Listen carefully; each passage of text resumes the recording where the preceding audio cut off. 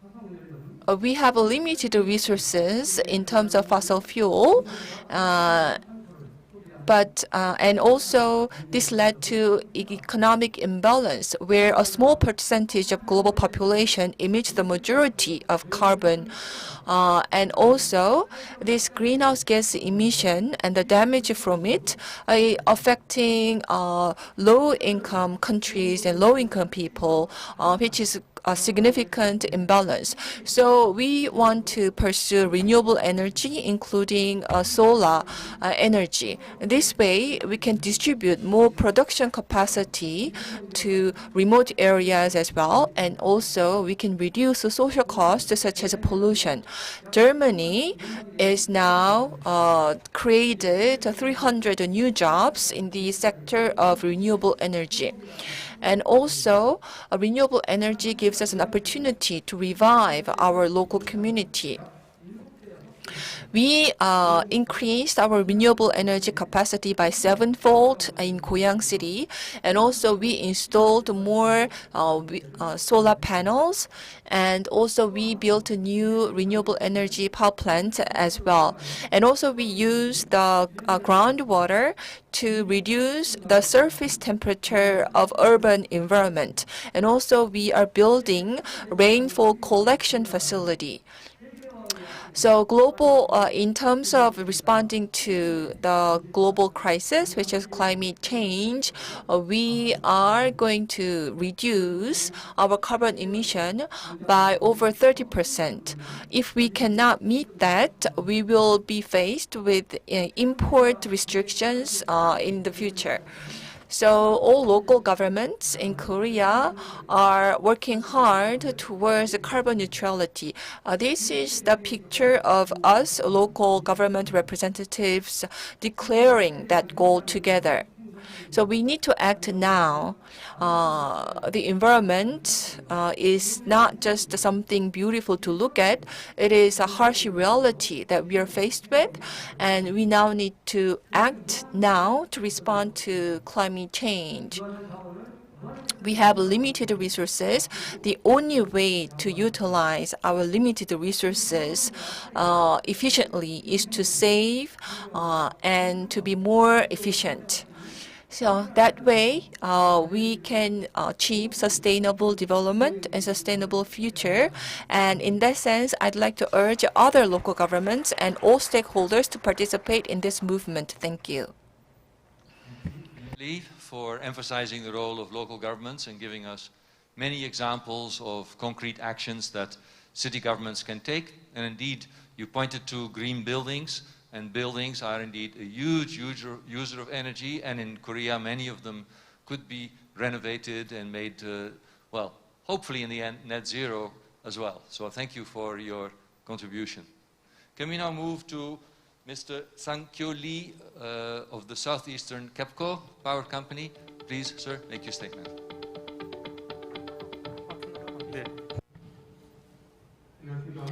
Good morning. My name is Sang-kyo Lee. I'm from KOEN, Korea Southeast Power Corporation. Now, I represent a power generation company in this meeting, and it is an honor for me to be here. Now, as our chair has pointed out, net zero is a very difficult but necessary goal. And so, for us, we believe that the emphasis is more on difficult rather than necessary, and we have a long-term roadmap. And so I would like to give you a brief presentation on what is happening in power generation and also in businesses. So we have power generation facilities in several cities in Korea, and we make up about 10% of the installed capacity and electricity supply of Korea. And If you look at our CO2 emission, it's actually #1 among the power generation companies in Korea, and we are #2 when we include all companies in Korea. So yes, we have this black mark. It is such a dishonor. We are embarrassed to be in that position. Now, in the past, when Korea's economy was growing very fast, we provided cheap and very stable electricity using coal as fuel, and so we're proud of having done that. However, in the future, we will need to reinvent ourselves by focusing on renewables.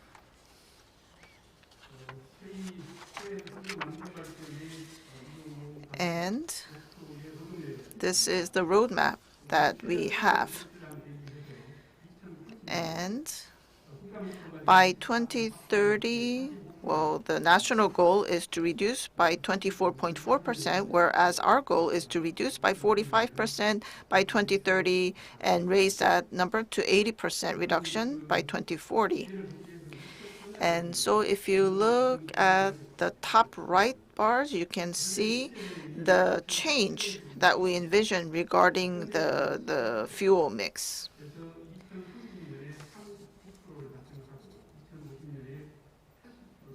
And as for renewables, we want to go from the 3% in 2017 to 39% by 2030, and to make renewables 80% by 2050. The rest will be natural gas and coal. Next, I would like to talk about how we intend to reduce the use of coal.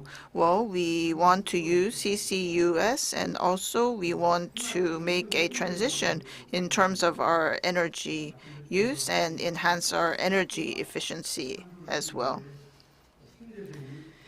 And so we will be switching to renewables and also hybrid fuel. And then as for the rest, we will be using CCUS. And then 2 to 3% of our goal will come from developing carbon sinks. And to meet these goals, of course, we will have to develop new renewables-related technology, and also to change our energy mix to use more renewables and less coal. Now, we have made efforts on many different fronts until now. In the past, we used coal for 90% of our power generation. And we established a roadmap for 2030. That was our first stage.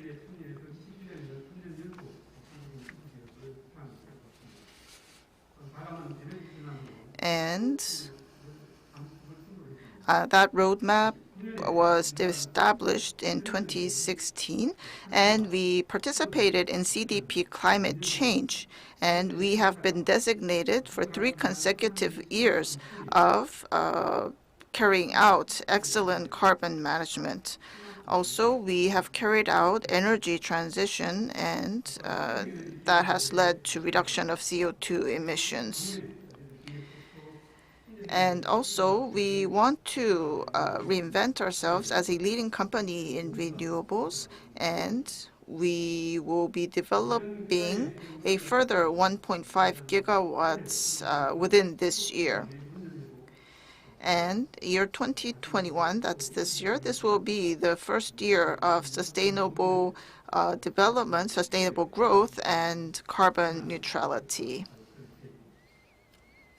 And we also have plans to establish ESG management system. Also, we have other efforts in order to transition to a carbon neutrality society. So first, we have Sunny Together, which is sharing energy with the marginalized people.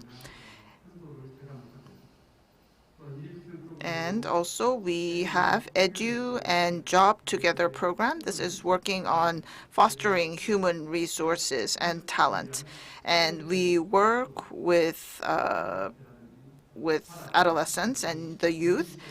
We support the creation of jobs for the youth and also jobs for senior citizens. Also, we carry out upcycling using byproducts of our processes. And so we can make bricks or pots, flower pots, using the byproducts of coffee, for example. And also we can use oyster shells from fishing villages to create desulfurization absorbents. And so these are some upcycling projects that we carry out. Also, fourthly, we believe that changing the mindset and raising awareness among the general public is very important. And so that's the fourth part of this slide and our program. This is my conclusion slide.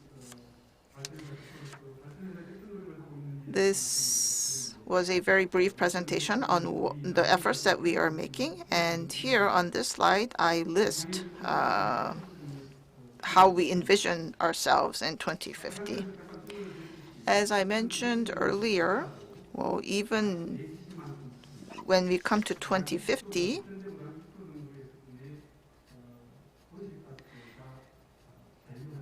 we believe that 2% of the current greenhouse gases will still remain. And that is why we will have to work on carbon sinks and other measures in order to reach zero emissions. Also, we will focus on becoming a company specializing in energy with capacities exceeding 30,000 megawatts. And by doing that, we will be providing about 12% of the electricity needed in Korea. Now, as Dr. Yu has pointed out, and as Mayor of Goyang has pointed out, carbon neutrality poses difficulties to firms. And when I consider Cohen, for carbon neutrality, for us to achieve it, we actually require funds of 96 trillion won. And we do not really have institutional or systemic support from governments or the municipalities. And there are discussions going on in the General Assembly regarding energy transition, and all of these systems and the regulations and institutions have to come into place in order for us to receive the full support so that we can achieve our goals. So we really have to make a lot of effort on the policy front, is what I'm trying to say. And so we have public corporations, we have private firms, and if we all work together, I am sure that we can reach that goal of zero emissions by 2050. Thank you. Thank you, Mr. Lee. Well, on panels like this, I'm used to hearing from companies that it's difficult, but I think this was one of the first times that I've heard for such a major company, one of the largest emitters, to hear a very concrete plan to go all the way down to like 98% emission reduction. And did I hear you say 45% by 2030? Yes, sure.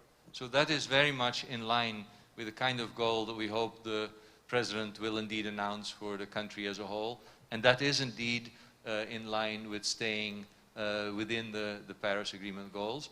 Of course, we heard you say that the challenge will be to find the finance, and indeed you need policy support. But still, I think this is a very important step to not only say it's difficult and stop there, but to move forward and make concrete plans and actions. Sure, we have to. Thank you. So next we have another brave participant, Ms. Susan G., who represents Baker Hughes, which is an American company that indeed has been for most of its life an oil and gas company, and is also going to reinvent itself as a new energy company. And she is also the co-chair of the AmCham Energy and Environment Committee. Ms. G, please, go ahead.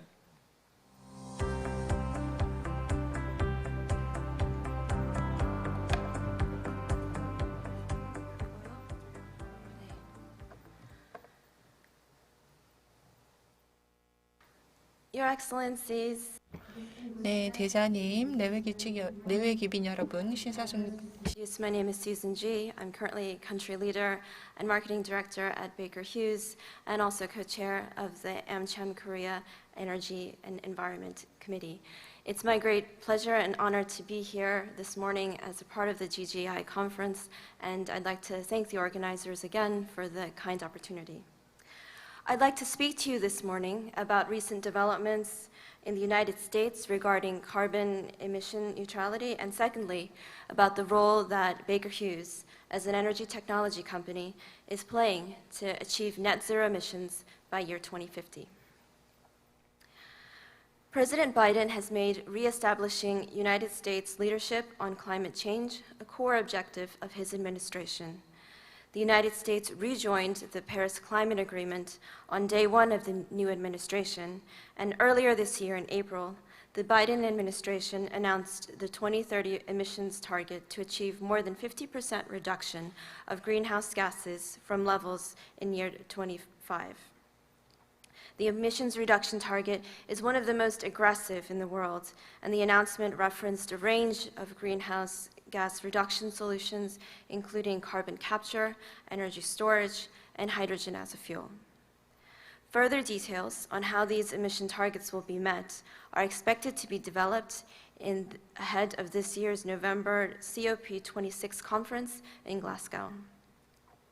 The Biden administration has made it clear its intent to drive significant greenhouse gas reductions, as demonstrated in initiatives such as the Clean Electricity Standard that is part of the Americans' Jobs Plan, currently in discussion in the United States Congress, that has the goal of decarbonizing the power sector by year 2035.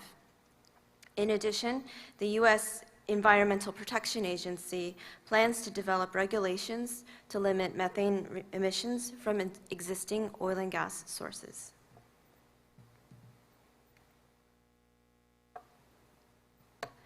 As an energy technology company, Baker Hughes is committed to making energy safer, cleaner, and more efficient for people and the planet.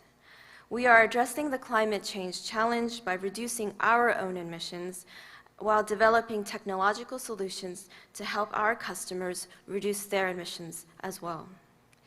In January 2019, we were one of the first in the oil and gas industry to make a commitment to reduce carbon equivalent emissions 50% by year 2030 and to achieve net zero carbon equivalent emissions by year 2050 in line with the Paris Climate Agreement.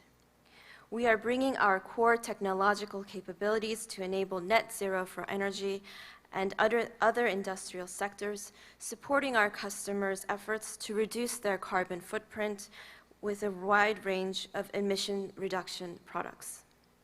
The world will continue to need a broad energy mix, more energy, and more from energy to meet global demand, and oil and gas will continue to play an important part of the global energy mix. We need to focus less on picking winners and losers in the energy space and instead focus on making energy, all energy, low to zero carbon. In the near term, Baker Hughes is focused on raising efficiency in oil and gas operations and managing emissions. In the mid to long term, we see great potential in the growth of CCUS and hydrogen. And with these remarks, I'd like to close my short presentation this morning. Thank you again for the opportunity to be a part of today's event, and I look forward to furthering our discussion on the very important topic of decarbonization. Thank you.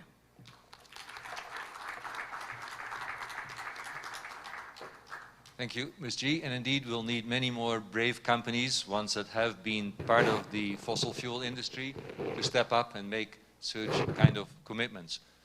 After these initial presentations, we'll have a chance for some short questions to come back to all of you. But first, I'd like to give the floor to Ms. Ah-Young Kim, who is representing U Savers, and also in a way on this panel, the future generation. So let us hear from you, please.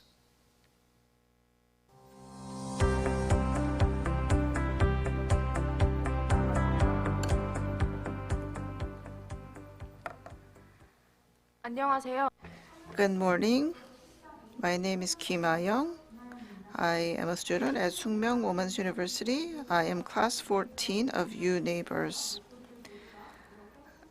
I represent the youth at this session. We are a very important stakeholder directly affected by climate change. You Saver stands for You Save the Earth, You Save Us.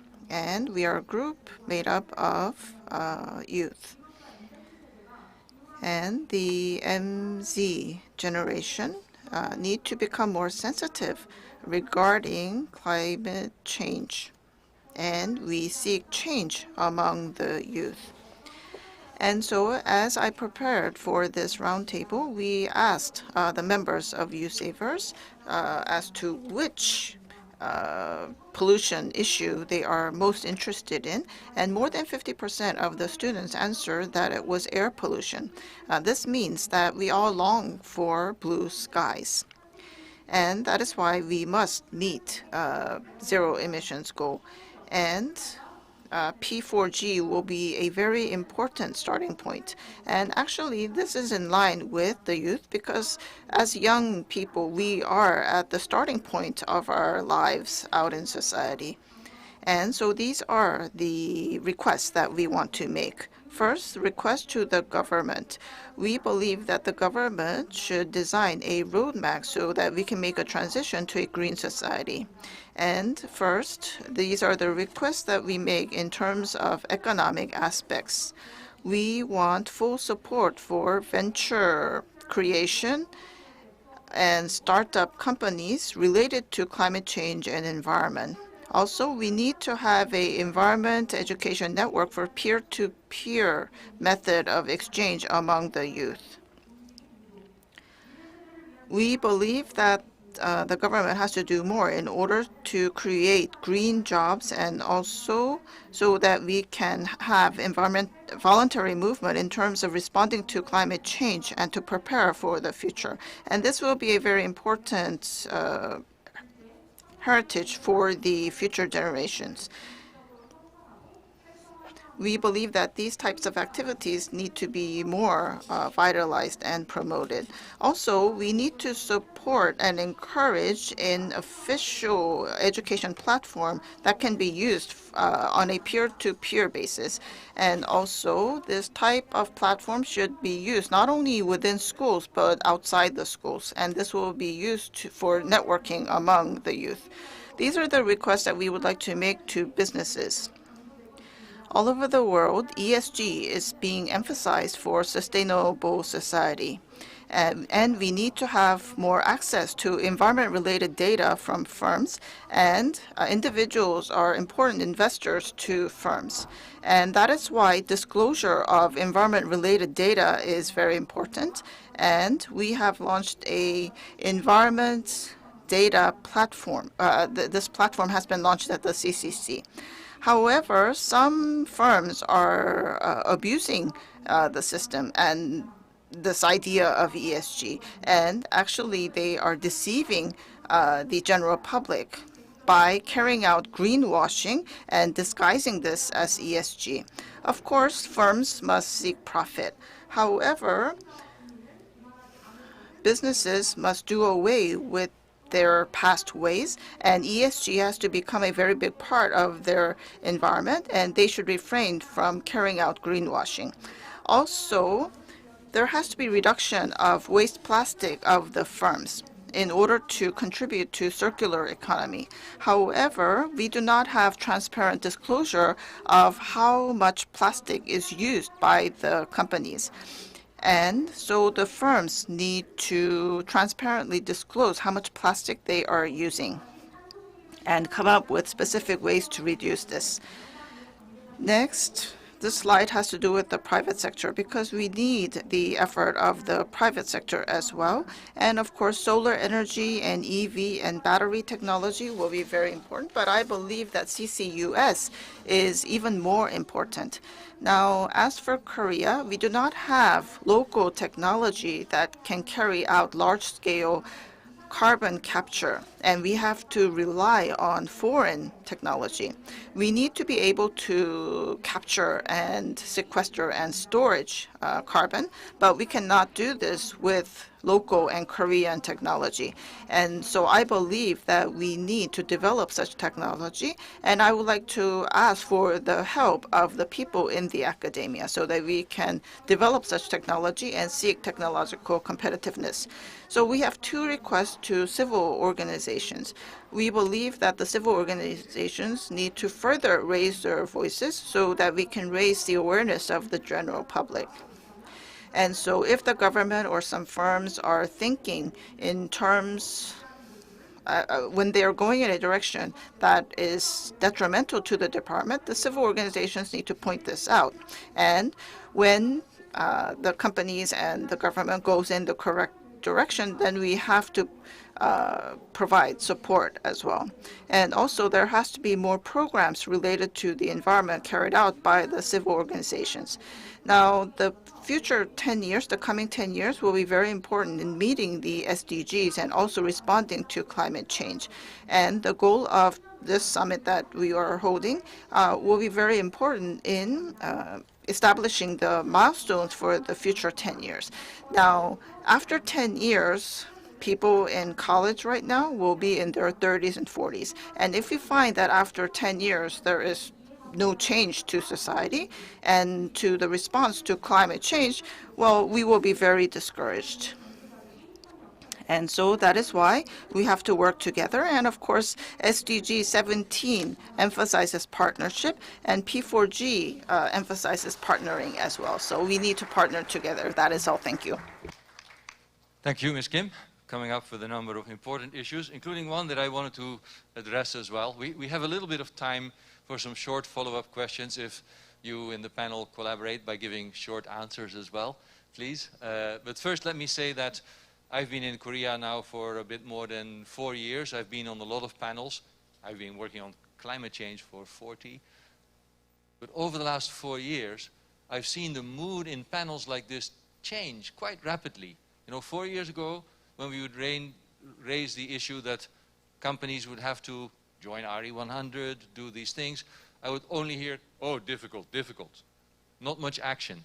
Today, I think, you are still saying it's difficult, but there is very concrete plans for pretty far-going action. So I think that is huge progress.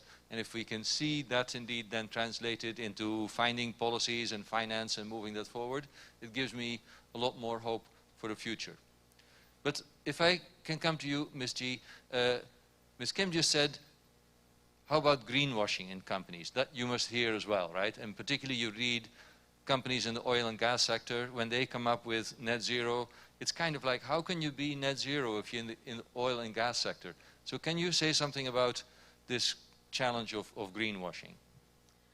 Yes, thank you for the question. I think, obviously, as I agree, it's quite an issue, and we were one of the first companies, as I mentioned, to pledge our net zero commitment by 2050 in line with the Paris Climate Agreement. We, as a company, we've reduced our carbon emissions from operations by 30% since year 2012. So it's a high on the chairman's agenda. We've also committed more than $600 million in R&D in terms of new energy technologies, as we like to call them, including methane emission monitoring technologies, hydrogen turbines, etc. So I think for Baker Hughes, this is something that we're putting to very real practice to make it something that we can feel in actuality. So it's not greenwashing? We hope not. No. The first 30% is probably going to be a lot easier than the next 30%, isn't it? Yes, that's true. Yeah.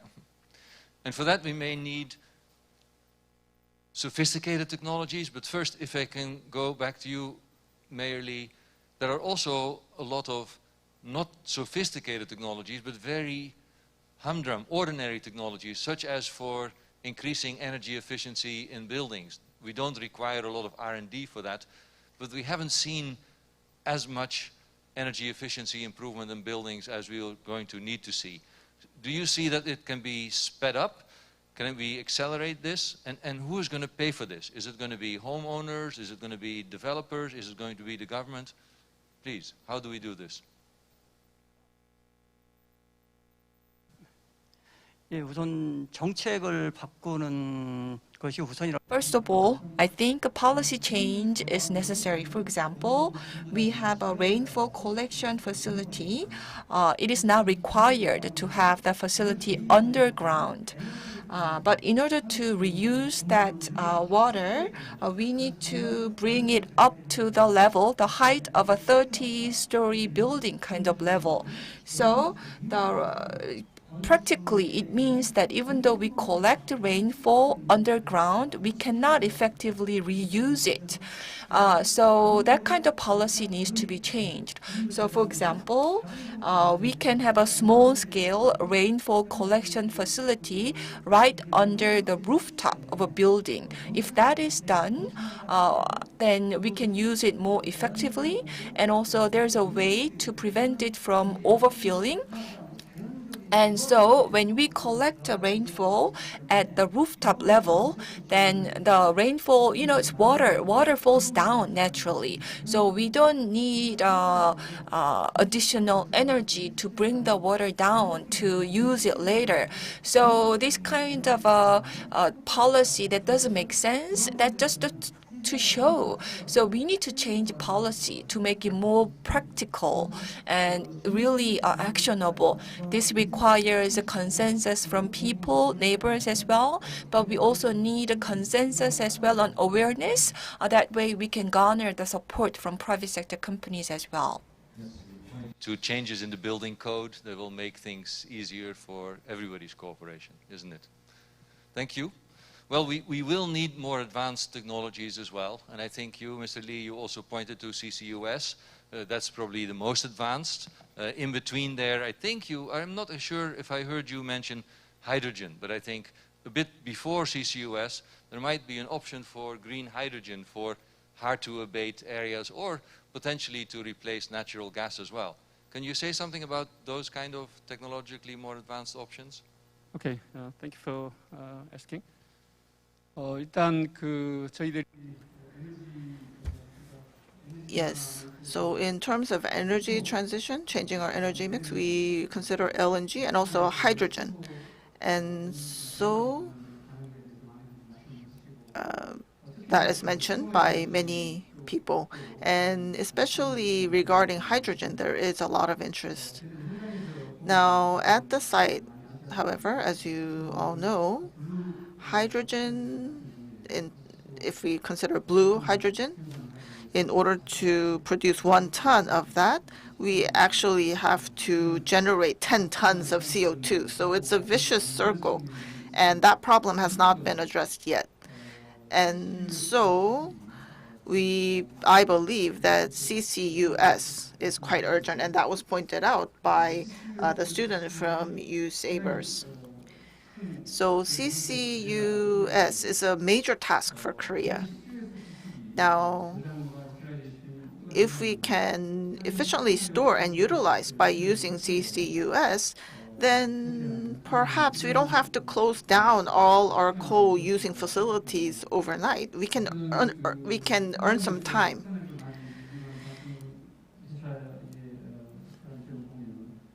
And as a power generation company using a lot of coal, of course we have to develop new and cutting-edge technology, but I think CCUS is more urgent, and there is a team in Korea that focuses on developing CCUS technology. And as our chair or moderator has pointed out, now we can use hydrogen and make that energy transition, but perhaps in order to fully utilize green hydrogen, that's more in the future. I think our immediate future will be using CCUS, and a lot of CCUS technology is commercialized, but storing and reusing the captured carbon, there are some shortcomings as of now.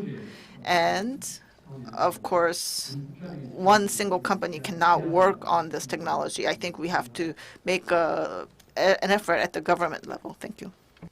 Very interesting. Yes, so you see CCUS as more immediate than hydrogen.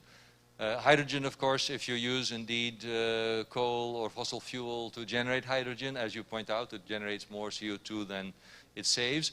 Green hydrogen, using hydropower, run-of-the-river hydropower particularly, could potentially be an important solution. And indeed, we recently had a visit from Mr. Forrest from Australia, who sees that the world could be saved through a large-scale production of green hydrogen. That is indeed quite different than using it as a bridging technology only. You think that is less likely to happen than CCUS? I'm sorry. Green hydrogen, right? I agree with you that hydrogen using coal or oil to produce is not going to be a solution. But green hydrogen, using, for instance, run-of-the-river hydropower in Laos, these are the kind of projects that GGGI is looking into right now, and then shipping that to Korea, that might potentially be a solution that is closer. 말씀드렸듯이 Well, as I said, as for green hydrogen, if we import that and run our power plants, well, that would be great technology. But that's again relying on overseas technology. And so we have limited renewables in Korea.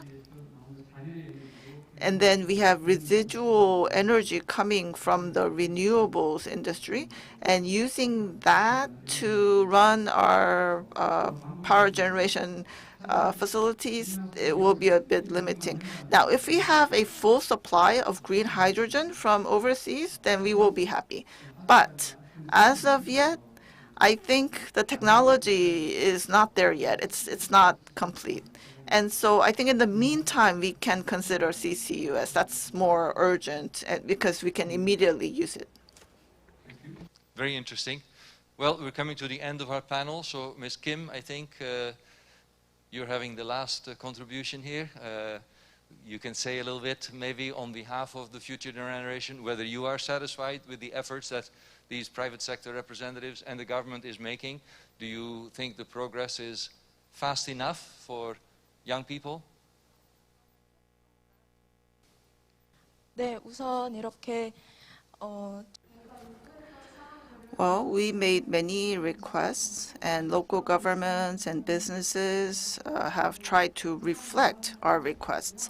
And so we're very grateful. However, but from the perspective of youth, we believe that we must change right now. Unless we are able to change right now, the future is unpredictable, and so we need to act faster. I think that were very good last words for this panel. Personally, I have been impressed by how rapidly Korean society is taking up this challenge and the many strong announcements we've seen both from the government and here today also from the private sector. So taking your words seriously, we do need to act now, and I hope we'll see many more promising signs for acting now during this P4G summit. So thank you, and let me ask you to thank our panelists for their contributions.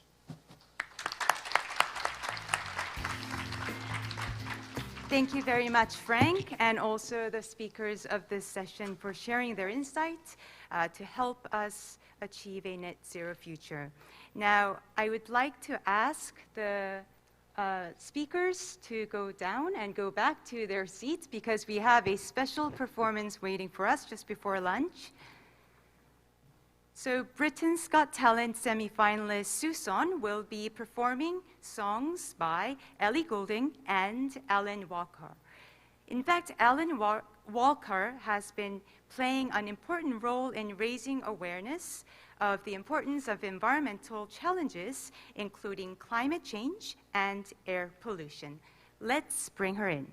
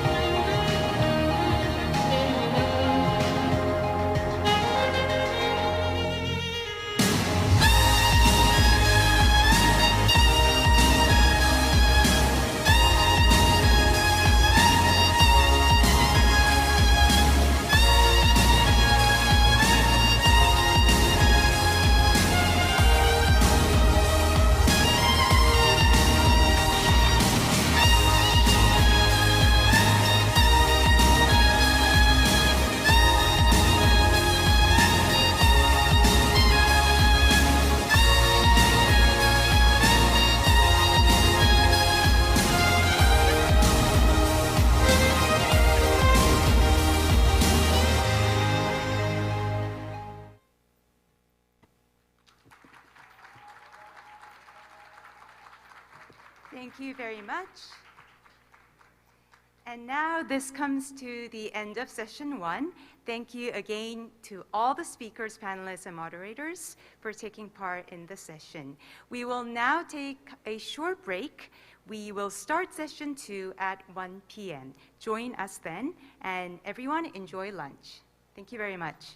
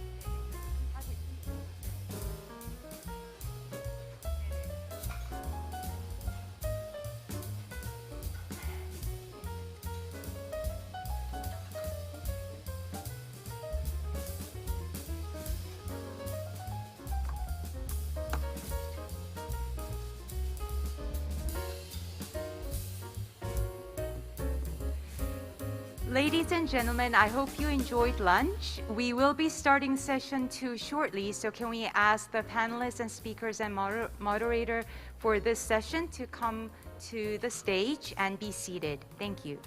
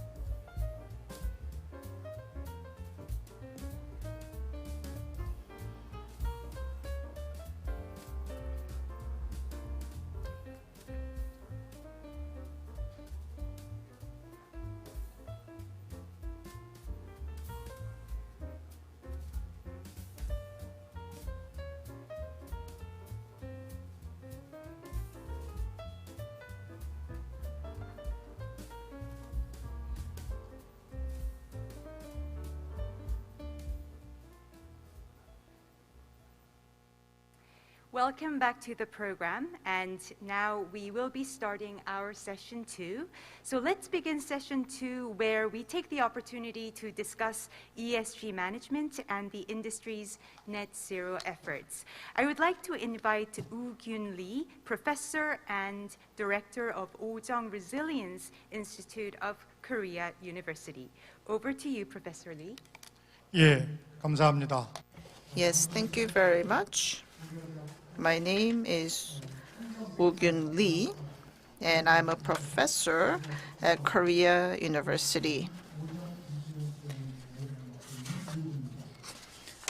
I also head the Oh-Jung Resilience Institute.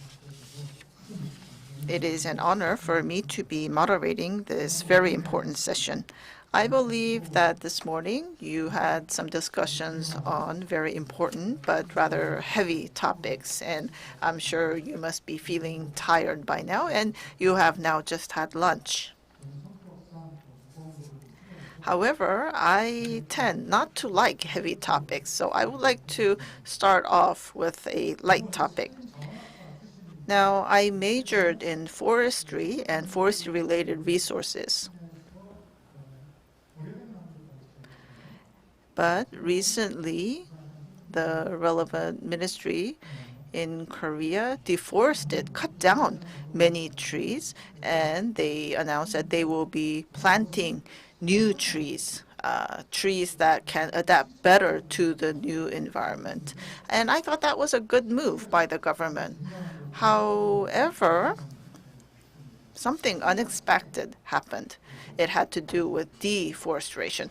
The policy or this program was regarded as destroying the forests of Korea, and there was a lot of criticism. And many people said that such a program goes against net zero and CO2 emissions reduction. Now, as someone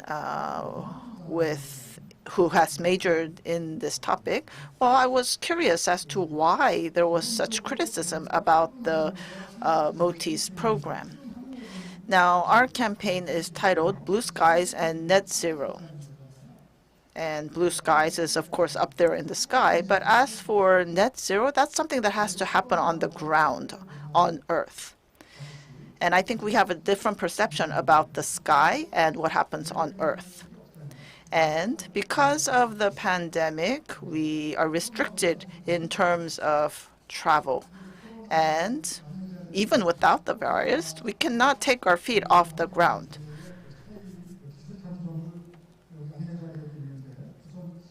And I was looking at this brochure, and it talks about the commonalities between the pandemic and climate change, that it is affecting the entire globe, and we have to work together. However, I want to point out another commonality, that is that it shows our naked face. And I believe that we have a misconception about the Earth, and that is why we are facing these problems and issues. Now, we have our feet on Earth, and there are numerous resources underground. And of course, we can implement environmental-related values through Earth. However, I think, mistakenly think that we own the Earth and we are the owners of the ground and Earth. So I started off this session talking about mountains, but mountains are part of Earth, the ground, and 63% of Korea's land is mountainous regions, and about 20% is actually agricultural land. And so how can we utilize our forests and mountains? And if I link this idea to today's theme, well, we have wetlands and we have different natural lands that can be utilized as a carbon sink. And so these are some learnings that I had from recent developments. And today, in this session, we will be talking about some very concrete measures. And so we will focus our talk on ESG management and the industry's net zero efforts.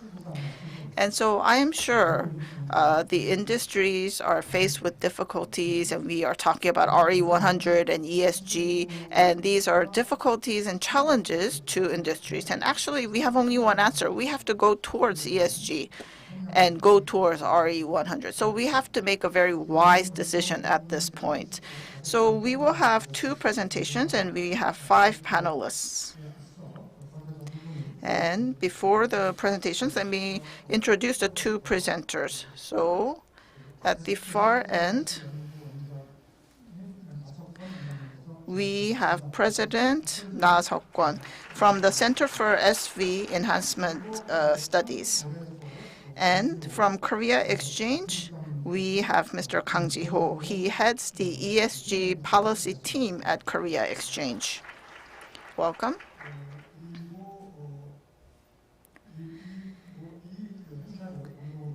And we also have Ms. Kim So-hee, who is Secretary General of GGGI, co-host of this event. And we have Mr. Chong In-hee from the Sustainability Expert Advisor of LG Chem, and we have President Baek Dae-yong from Consumers Korea, and we also have Park Sung-gil, who is head of the Carbon Neutral and Environment Affairs Group of POSCO. And so the time given to us is until 3 p.m. So we will hear 2 presentations, and then the 5 discussants, actually they have prepared diligently for this session, and they all have prepared PowerPoint slides. So we will listen to their talks, and then we will follow all that up with a discussion. And I will write down questions as I listen to the presentations. And if there are questions from the floor, please write it down and pass it to me on a note. And so I would like to invite Mr. Na Seok-kwan and hear his presentation. Let's welcome him with a big hand. Good afternoon. As introduced, I am Na Seok-kwan from CSES. So today my topic is ESG management strategy for carbon neutrality. So I think it's quite a fitting topic for today's session, if I may. So this is the slide that I prepared. So you have 2 pictures here, 2 photos here. On the left-hand side, it's very familiar picture, but something weird, isn't it? So this is a road sign of McDonald's. So this is McDonald's M, but it's turned upside down, so it looks W. So this was actually kind of parody advertisement. So because it was due to a sexual scandal of the former McDonald's CEO, so someone posted this picture. So this actually made into the cover of The Economist. And on the right-hand side, there is a flat shaming picture. So flat shaming might be quite new to the Korean audience, but flat shaming is about to raise awareness of the carbon emission by airplanes. So some people are saying that we should not use airplane because airplanes emit carbon. So ESG is now, it's not just an academic topic. Now ESG is becoming a part of our everyday life. So that is why I prepared this slide. So as you are well aware of what is the meaning of ESG, I'd like to touch upon the essence of ESG. So the word ESG, it began first in 2005, as you can see on the book cover on the left-hand side, investing for long-term value. So ESG appeared for the first time in this book. And also, you have Who Cares Wins. So that is the name of the report. So Who Cares Wins. That was the name of the report. And cares about what? And it cares about non-economic performance. So this is the very first report that mentioned the concept of ESG. And later, the concept was adapted and much talked about and promoted by UNEP later. So now we are familiar with the ESG. So ESG stands for environmental, social, and governance. That's what everyone here knows. But you can see the actual components of each alphabet character here. So environmental element, social elements, and governance elements. There might be slight differences country by country, but overall, this is the composition. So what is ESG once again? It means non-financial performance indicators, essentially. So our balance sheets, corporate balance sheets shows financial performance, but aside from the financial performance, ESG can encompass all the other non-financial performance. So here, we talk about financial performance and non-financial performance. So financial performance is incorporated into balance sheet and income statement. So these numbers are audited by accounting firm and it's validated by third-party accounting firm. So companies' financial data, they're settled and audited. But what about the other area, non-financial performance? So non-financial data of a given company. So this kind of data can be found in sustainability report or governance report. But once again, there is no consensus as to the meaning of the reporting standards. So in a way, non-financial performance still not settled, and it's a self-database. So it's based on the data that the corporate volunteers.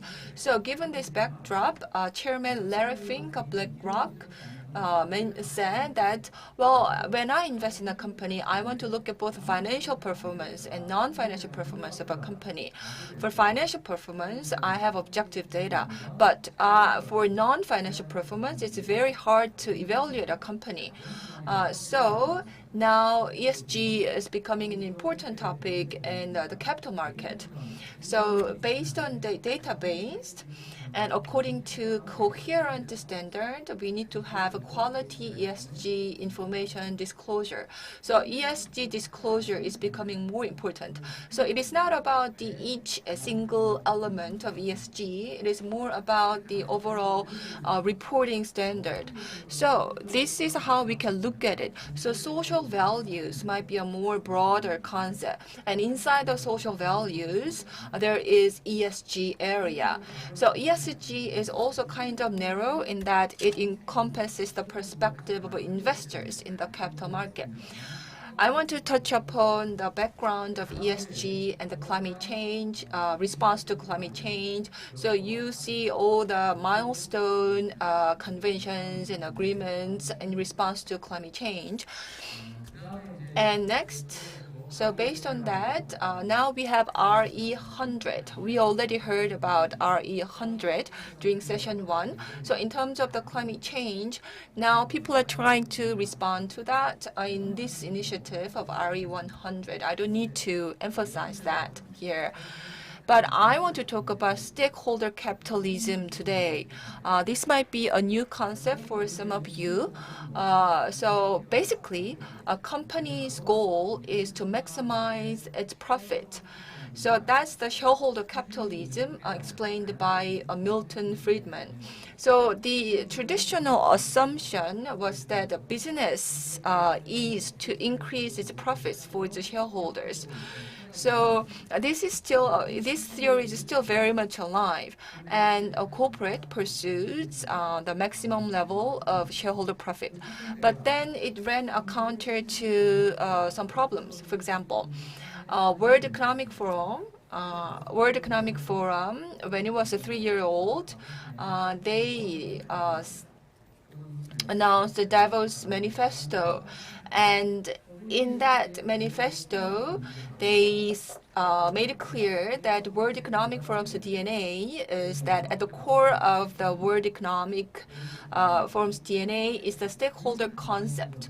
So in the manifesto, a code of ethics for business leaders appeared. So here, so this is the Davos Manifesto number 1, published in 1947. But later, in 1972, Business Roundtable, BRT, was established. And here it talks about the objective of company. So it is no longer shareholder primacy. It is more about corporate commitment to all stakeholders. This began in the US and is moved to the UK as well. And Martin Wolf called for a time for a reset, meaning that it is time for capitalism to reset. So this kind of movement or initiative began in the U.S. and moved to the U.S. And also last year, a World Economic Forum published its Davos Manifesto number 2. So Davos was made in actually 1970. So to commemorate its half a century anniversary, they came up with this new manifesto, Davos Manifesto #2. Here they talk about the universal purpose of a company. So here, they talk about universal purpose of a company, meaning that companies have a universal purpose. So there was a time gap of 47 years between Davos Manifesto 1 and 2. Davos Manifesto 1 was about a code of ethics for business leaders. But now this is much more strengthened under the Davos Manifesto #2 with the theme of a universal purpose of a company. So under the Davos Manifesto 2, there is a definition. So the definition of a company here is that a company is more than an economic unit. And also all corporate performance must be measured not only on the return on shareholders, but also on how it achieves its ESG objectives. So now Davos Manifesto 2 is much more fierce and strengthened in terms of stakeholder capitalism. So ESG is not something that came out of thin air. It's already stakeholder capitalism was kind of the underlying background that gave birth to ESG and the social values. So now I want to talk about corporate perspective in terms of dealing with ESG. One, measurement. Measurement is important because company is all about organization and managing an organization. As I show you the quote from Peter Drucker, if you can't measure it, you can't manage it. So if you remember the movie Moneyball, starring Brad Pitt, it's about analyzing data. So even though the baseball team was made up of non-professional players, because the data analytics was really precise, the team was able to win. So it emphasizes the importance of data analytics. So ESG measurement is now gaining significance. So there have been many international efforts, as you can see on the slide, that try to measure social values and ESGs. But it's not easy because ESG, by definition, is non-financial performance. So many financial regulators are now talking about how to measure ESG. So on the upper picture, this is the EU authority figure. So he talks about the fairness, accurate fairness, and monitor the supervision are important. And from the US side, the authority figure says that it is not easy to have coherent or uniform ESG grading system because it can be inaccurate for certain companies. For example, Tesla ranks high. Tesla gets high score in terms of environment, but still gets criticism in terms of workers' rights. So ESG has been around for a decade now, and still we don't have any ideal methods to measure it yet. And ESG is not something that you can undertake single-handedly. Ecosystem is important. So for ESG, as you can see here, there needs to be a global standardization body. So they set out important frameworks. So for example, GRI, SB, TCFT. So these are the major global frameworks. So once there are these frameworks, then the capital markets around the world can utilize this framework to collect the relevant data. And then from the capital market, they come up with investors initiative. So people like Mr. Larry Fink, they now use ESG framework for their investing activities. So once again, ESG is not about a single sector or about just academia or government regulators. It's a whole ecosystem. It's something that can be undertaken only by a whole ecosystem. I want to talk about TCFD guideline here. I'm sure everyone here knows about IFRS, but now they're trying to come up with a non-financial performance. So their aim is to express non-financial performance in numerical terms. So that's why they put together task force on climate-related financial disclosures. So IFRS, they established a consultation paper first, and now they have a sustainability standards board. So there's already actually International Financial Reporting Standard Board, but now they announced a plan to set SSB, Sustainability Standards Board, which aims to come up with reporting standards for sustainability or ESG performance. Then what about companies' response to ESG? I want to share some best practices here. Due to time limit, I guess I need to skip some slides. So this is a really golden example, Unilever. Unilever has been #1 in terms of ESG. So followed by Patagonia, IKEA, Natura, and Nestle. But Unilever by far is #1. Why did Unilever become one? Why was Unilever able to achieve that? Because they had a strategic plan to promote sustainability titled the Unilever Sustainable Living Plan, and they've been pursuing this. They've been implementing this for over a decade.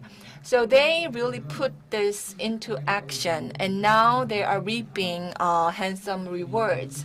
So now their carbon emission reduced by 65%, and water abstraction also reduced by 47%. As a result, their revenue went up, their stock price went up as well, and so I recently saw a newspaper article where it talks about a company that went bankrupt because they overemphasized ESG. But that is not always the case. As you can see here in Unilever, if you have a smart strategy for ESG, you can show great financial performance as well. So here, here we have Alan Joffes. He's the current CEO. So he says it is the purpose that drives the profit. So this is the CEO's philosophy. The former CEO talked about putting purpose ahead of profits. Now they're taking it one step further. Another good example is BASF. BASF is a chemical company, and they actually have their own indicators for ESG, as you can see on this slide. And then they report these items' performance in their annual report. So for the full supply chain, their own operation, they show these measurements. So the yellow here is the economic band and economic values, and the blue means social values, and green means environmental indicators. So environmental indicators are all in the negative territory. So here, BASF is not afraid of showing where they are in terms of their environmental performance. So even though it's a negative performance, they still disclose it very bravely. And now SK. SK is now trying to measure everything in monetary terms. So here we have KPI. So it doesn't stop. So SK doesn't stop at measuring ESG performance. SK, we even take a step further in that we incorporate that in providing compensation for our people. So this is our SK method of dealing with ESG. So globally, there are three VBA. So this is a private sector coalition. Chair company is a BASF, and vice chair is actually our company, SK. So these private sector companies are trying to measure ESG performance in a standardized way. So if you look at the bottom here, you can see that all 4 major global accounting firms are together, and also along with OECD as well. So I think SK's good practice is a KPI, and we are not alone here actually. Apple, Deutsche Bank, SSE as well, they are measuring ESG performance and linking it to their employees and executives' compensation level as well. Then what is the way forward? So ESG is not something that we can opt out. It's something that we just must pursue. So here, social values is expressed in the vertical axis, and economic values is expressed on the horizontal axis. So foolish company ranks low both in terms of social values and economic values. And there are good but cunning companies, meaning they're doing well financially, they're making a lot of money, but they're not doing well in terms of ESG or not doing well for the environment. But there are virtuous company, meaning they're doing well in terms of ESG, but they're not quite doing well financially. So these companies might run into financial difficulties. But what we want to pursue, what we want to aim for is being an admirable and smart company. So then what should be our choice in the face of ESG? We could either sink, meaning if we do nothing or we don't do well, then we may sink, or we can swim. We can just follow the trend, or we could surf. We could surf on the wave. And what is the way to surf? If the first step will be to measure SV and ESG. And this way, we can create small changes, and these small changes can make a big difference in the end. Thank you very much. Thank you very much for your presentation. So this ESG is a very broad topic, a very challenging topic, but you gave us wonderful explanations about ESG. And also, what I can take away from your presentation is that we need to measure ESG. Also speaks very volumes to me as well, because my background is about measuring forestry. So it is important to measure ESG. And now we are going to have a panel discussion shortly. So I look forward to listening more from Chairman Na.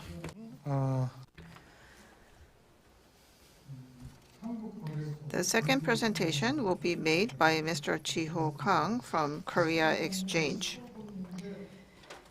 Now, we allocated 15 minutes to each of the presenters, but Mr. Kang asked for more time, so I will give you 20 minutes. And please refer to the clock, which is in front of you. Let's welcome Mr. Kang with a big hand. 네, 안녕하십니까. Good afternoon. My name is Ji-ho Kang. I am from Korea Exchange. I would like to seek your understanding on a few points before I begin. I have a cold, so I may be coughing during my presentation. Do not worry. I have received the corona test and the result was negative, so don't worry about COVID-19. However, I may be coughing during my presentation, so that's one thing. And secondly, 1 month ago, I was asked to come speak at this session. And I have been sent to another department which has nothing to do with ESG. However, this is a very important event, and I was asked 1 month ago. And at Korea Exchange, we thought that I was the best person to come speak to you on this topic. And so I am no longer part of the ESG policy team now. Now, this event is a P4G side event. And so I believe that I will be wrapping up my work regarding ESG policy with this presentation. And I listened to Dr. Na's presentation, and actually his content and my content actually overlaps. And actually, I have riding the waves and surfing in one of my slides, and actually Mr. Na stole my thunder. Anyhow, time is limited, so let me jump right in. And KRX is related to ESG in terms of information disclosure. And I will explain this further later, but ESG is all the rage nowadays because we have the asset companies, the investment companies that come into play.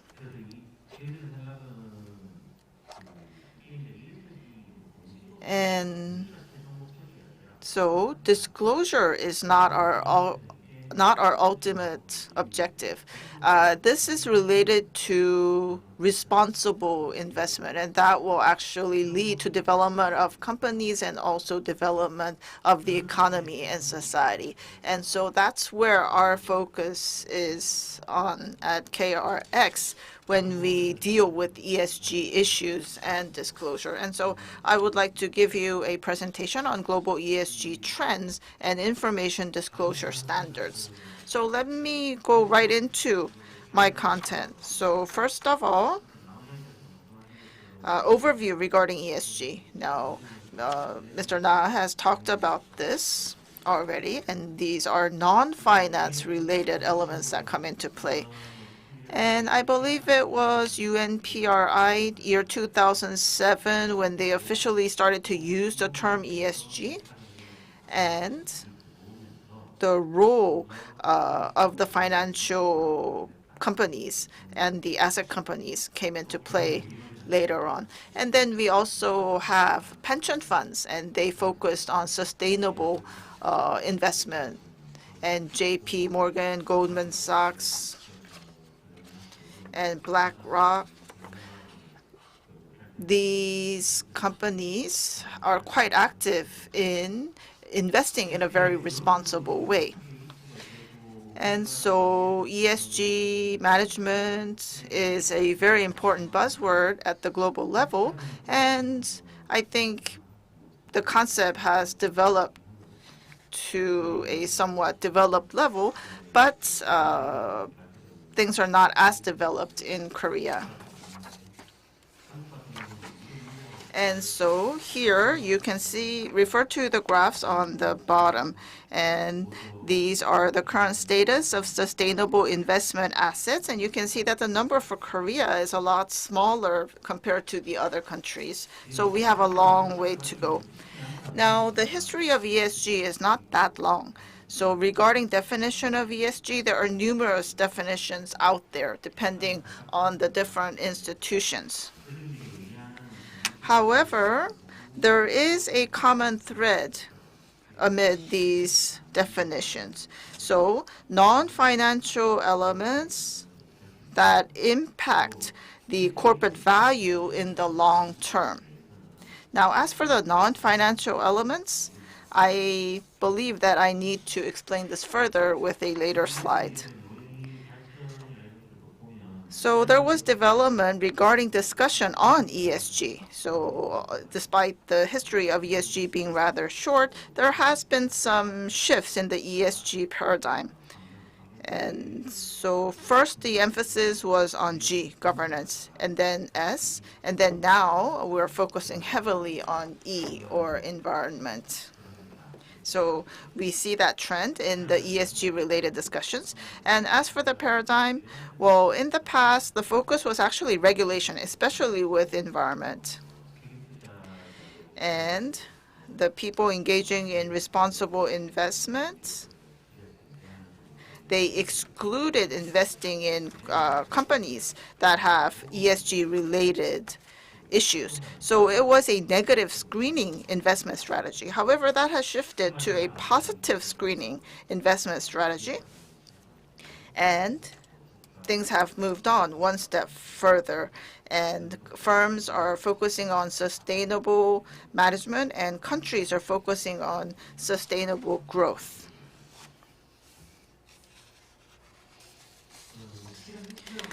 So as for the actors of ESG,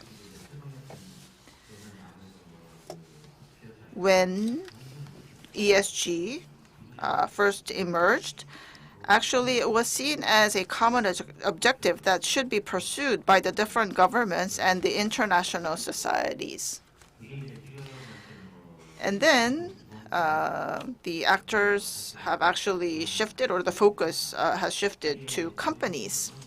And then there has been a movement to the funds and the asset companies. And so when pension funds and investment asset companies make investment decisions, they should consider ESG. And now we are at number 4. And here the ESG actor are the exchanges of the different countries. And of course, these exchanges are asking for more information disclosure. Now, as for some issues, some cases, well, I have prepared some cases here. So we have BP and Tesla, and actually my slide is self-explanatory, so I would like to move on to the next slide. So this is a more recent example. So on the left, you see the movie Mulan by Disney. And critics actually expected a very high-quality movie, and the general public was actually looking forward to this movie. However, the shoot took place in Xinjiang area of China, which is a site of alleged HR abuses. And in the ending credit of the movie, they had a thank you message to the police of China. And so because of this issue, the movie showed very bad results in theaters. And case 4 has to do with COVID-19. So this is a company, Williams-Sonoma, that sells kitchen-related items. So I'm a guy, so I don't really know kitchenware. But anyhow, because of COVID-19, there had to be closing down of the offline stores of Williams-Sonoma, and they had to lay off people. As for people in logistics and distribution, actually there was a salary increase for these employees, and the company tried to overcome COVID-19 with their employees. And actually, this created a very positive image among the consumers for Williams-Sonoma, and actually the company did very well amid the pandemic. Now, regarding case number 3, I would like to add a few more comments. Now, if you think about how we used to do management, you may think that this is such a trivial matter, and how can a movie fail because of this small issue? And maybe the top management did not okay this ending credit, this thank you message to the Chinese police. But anyhow, that's what happened. And of course, the ending credit was decided by the working level people. It was a very small reason, but it totally ruined the success of the movie. And that is something that we never expected in the past with the existing ways of doing business management in the past. And so from the point of management, of course, they cannot expect these issues and expect such a scenario to play out. But under the paradigm of ESG, I believe that we have to expect the unexpected. These very seemingly trivial issues can actually result in a huge failure of a product. So that was the additional comment that I wanted to make regarding case number 3. So next, I would like to go into part 2, which has to do with disclosure trends. And here on this slide, I show you some initiatives regarding information disclosure. So number 2, TCFD, focuses on climate, especially climate change. So that's one initiative. And as for number 3, GRI standards, Well, GRI standards is important because many businesses refer to the GRI standards for their disclosure. And then we have SASB standards, number 4. This is used quite often in the US, for example. So it is a standard for disclosure. Now, in the US, under the Trump administration, there was a transition of the administrative power, and I believe that in the future, the position of SASB standard will probably go up. Now, I want to focus on TCFD and SASB. So if you take a look at TCFD, if you look at the framework, TCFD actually stands for Task Force on Climate-Related Financial Disclosures. Now, I kept talking about, I refer to non-financial elements, but here they have the acronym F, which stands for financial. And if you look at SASB standards, again, you see the term accounting. So this is not really non-financial, is it? And so, as I said, we have responsible investors and asset management companies coming into play. And of course, they're going to care about the financial aspects.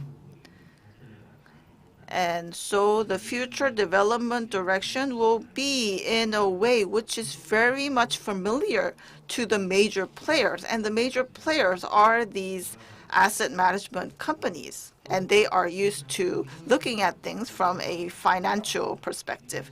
And even when it comes to the environment, they will try to quantify the changes that are made to the environment. And in terms of responsible investment, well, these asset companies will ask for the disclosure of these numbers, quantified results. And so we will have to think about how we can respond to that.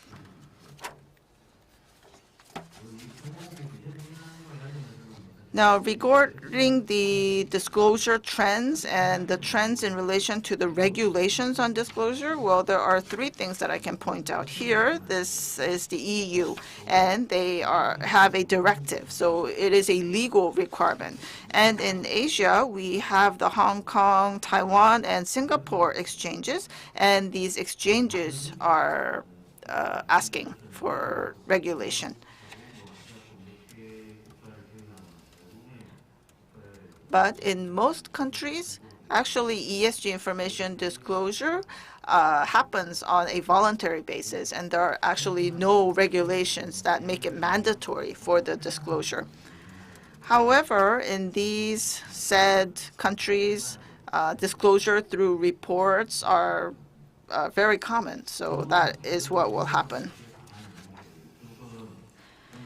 Here on this slide, I talk about the strengthened regulation regarding disclosure. So on the left, I talk about the UK. And they follow the TCFD recommendation, and they have strengthened their regulation on climate change-related information disclosure. On the right, this is Europe, and this has to do with the disclosure regarding the financial products of Europe and the financial companies. And so European countries, the EU, is very much advanced in terms of sustainable financial disclosure. However, the dissemination of the disclosure, ESG-related disclosure, is not easy, and I think you can refer to the slide, and the slide is self-explanatory. We have these standards, but they are not standardized, they're not unified, and also we have a problem of carrying out objective assessment of the indices, and also there is lack of synergy with the people engaging in responsible investment. And next, part 3, this is something that we announced in January of this year. So this is a guideline or guidance for ESG disclosure. And here in this guidance, there are different indices. But before I go into that, I would like to explain this slide first. So there is a Green Finance Promotion Task Force. And this is a government-led task force, and the FSC, or the Financial Services Commission, plays a role here. And there were 2 projects that were announced by the task force, and there were 12 tasks or action plans. And I have marked with red boxes the items that businessmen should focus on. And you should refer to newspaper articles and also announcements made by the relevant ministries. And I think following up on these issues would be very important for businesses, and that is why I have included the slide here. And as for this slide, I'm sure this is familiar to anyone who are part of companies. And this is something that we announced together with the FSC. And so on top half, we have the corporate governance report, and currently it is for companies listed on KOSPI with an asset of 2 trillion. However, the conditions will become more and more stringent, so it will be KOSPI-listed companies with a trillion of 1 trillion won, that's for year 2022. And by 2024, it will be KOSPI-listed companies with asset of 500 billion. And then from 2026, it will be for all companies listed on KOSPI. And then the second part, the bottom part, has to do with the obligation of issuing sustainability report. And so by 2030, all companies listed on KOSPI will have to issue an SR. Now, regarding guidance, I'm sure some of you have read through the guidance. And some may look at it and think that you're quite unfamiliar to the information. However, currently, this is happening in a voluntary basis, so we cannot force companies to disclose specific information. Thus, this is just a guidance. And regarding ESG, actually, I have to admit that many companies and many management of many companies lack the understanding about ESG, and many people do not really know why ESG is necessary, and we actually wanted to give that learning. And so we have 12 categories, and then we have specific indices, many more, but this is not mandatory as of yet. And we wanted to provide a guidance to companies when they issue SRs or governance-related reports. We thought this was the minimum information that you should include in the reports, and that would be beneficial to communicating with your stakeholders. And here I have the indices from GRI, and if I really go into the details, there are many more. And of course, Korea is lagging behind, and we cannot actually have a standard that is as good as these advanced institutes. But we are working on these indices. Now, from the perspective of firms, we have to consider the status and the size of these companies, and there are differences from company to company. And so there will be companies that are more able to issue these reports. However, we had to come up with some guidance, some standard. However, we cannot ask for a perfect report from all companies, because smaller companies are just unable to meet those stringent standards. And so, yes, we'll have to work on this and try to come up with a method so that companies, both small and large, can all come on board. And we will try to develop relevant policies and measures to make all this possible. And that was my presentation. Thank you. Yes, thank you very much, Mr. Kang from Korea Exchange. And so you said that you have a new job position and you went to a department that is not related to ESG. But I believe that all departments are related to ESG. So thank you very much for that very practical talk. 저는 이제 순서를 이쪽부터 이렇게. And now we are going to have a discussion, follow-up discussion. So, are we ready for discussion? So maybe we can go back to the presentation sequence. So the first discussant will be Mr. Sung-gil Park from POSCO. So you have 5 minutes, Mr. Park. And there's a timer in front of you, so if you can refer to that, that will be great. Good afternoon. I am Park Sung-gil from POSCO. So among the industrial sector, I feel very honored to be here to speak on behalf of the industry. Now I want to talk about 2050 POSCO carbon neutrality vision. So in the IPCC in 2018, it was emphasized to limit the global temperature increase to within 1.5 Celsius degree. And also the government announced the 2050 carbon neutral as well. So POSCO management are well aware of the importance of this goal.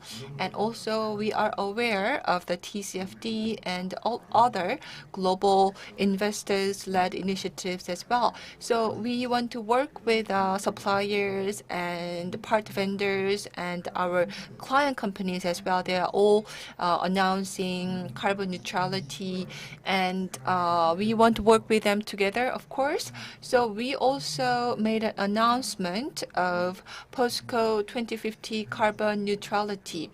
So we've been working hard to come up with a plan to reshape our business, our production process, so that we can achieve carbon neutrality by 2050. So this is some main content of our carbon neutrality goal.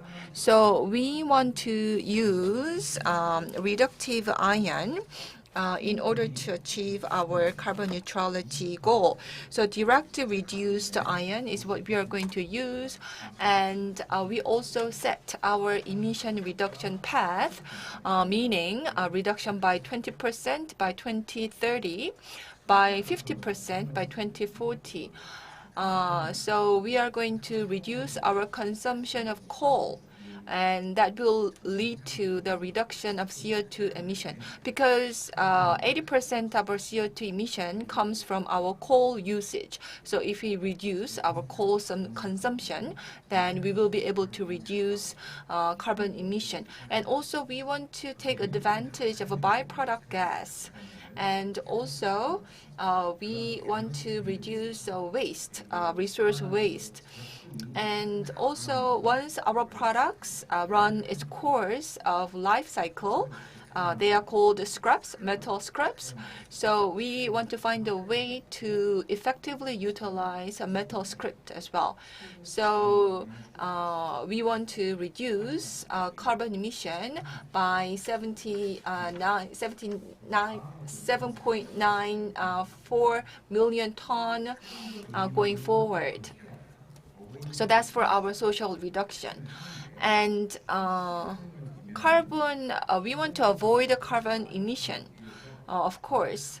And compared to the traditional car metal plate, if we can have a more malfunction-resistant plate, then it can actually increase a car fuel efficiency. And also, we can reduce greenhouse gas emission from the transportation sector. So for a car vehicle steel plate, we want to use more resilient carbon car plate so that the car vehicles themselves can emit much less carbon emission. And I think that will make our product more competitive and our clients' products more competitive as well. And also, the U.S., the Japanese Economy and Commerce Ministry came up with a social reduction guideline as well. And the Japanese industry is now utilizing the guideline. And the social reduction needs to be validated by third party and cannot be linked to emission credit trading system. And POSCO, there is also a byproduct in the steelmaking industry called slag.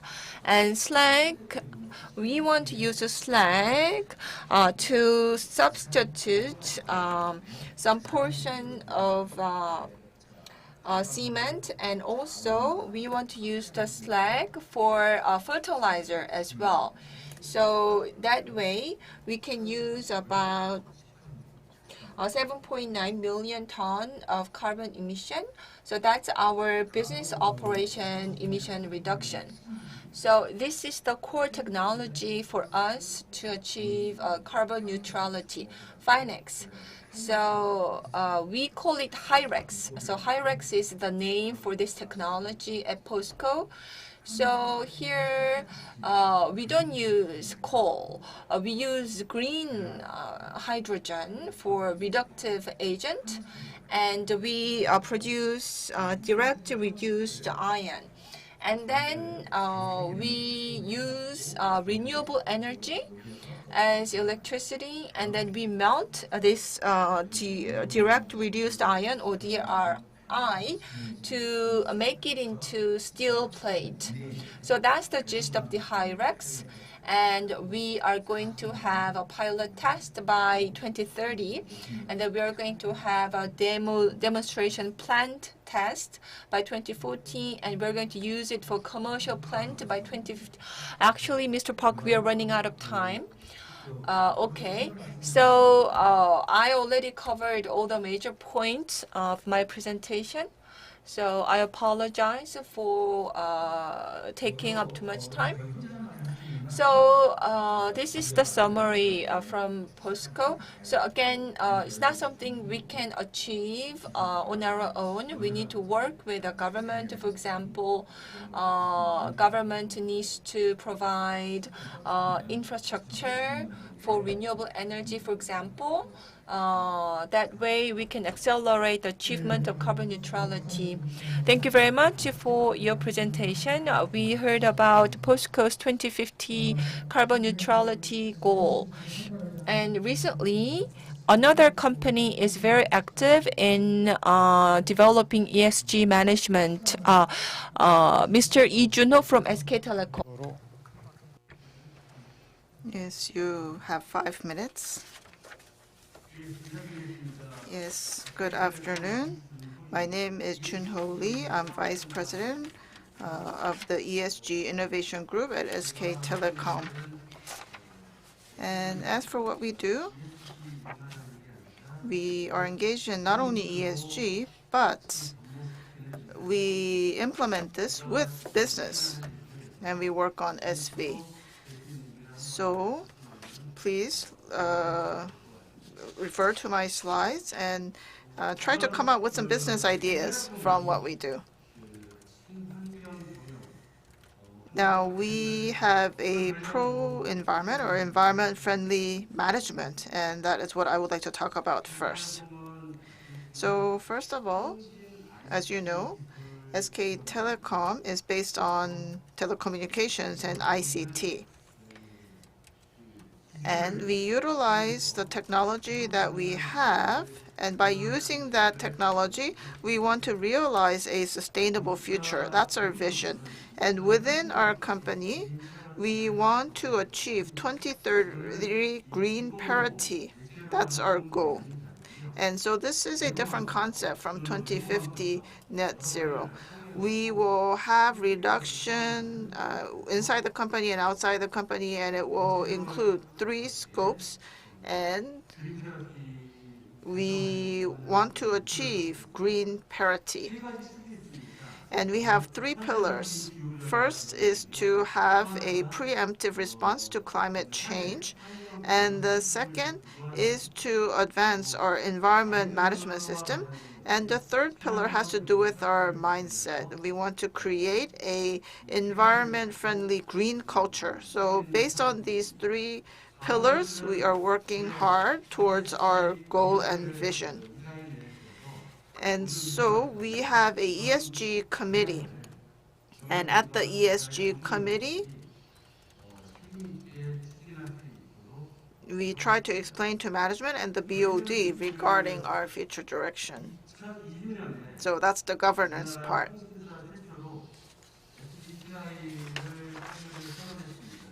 And SK Telecom, well, we have announced that we will be joining the SBTI, and we were the first telecommunication company in Korea to make that announcement. It was made in January of 2020.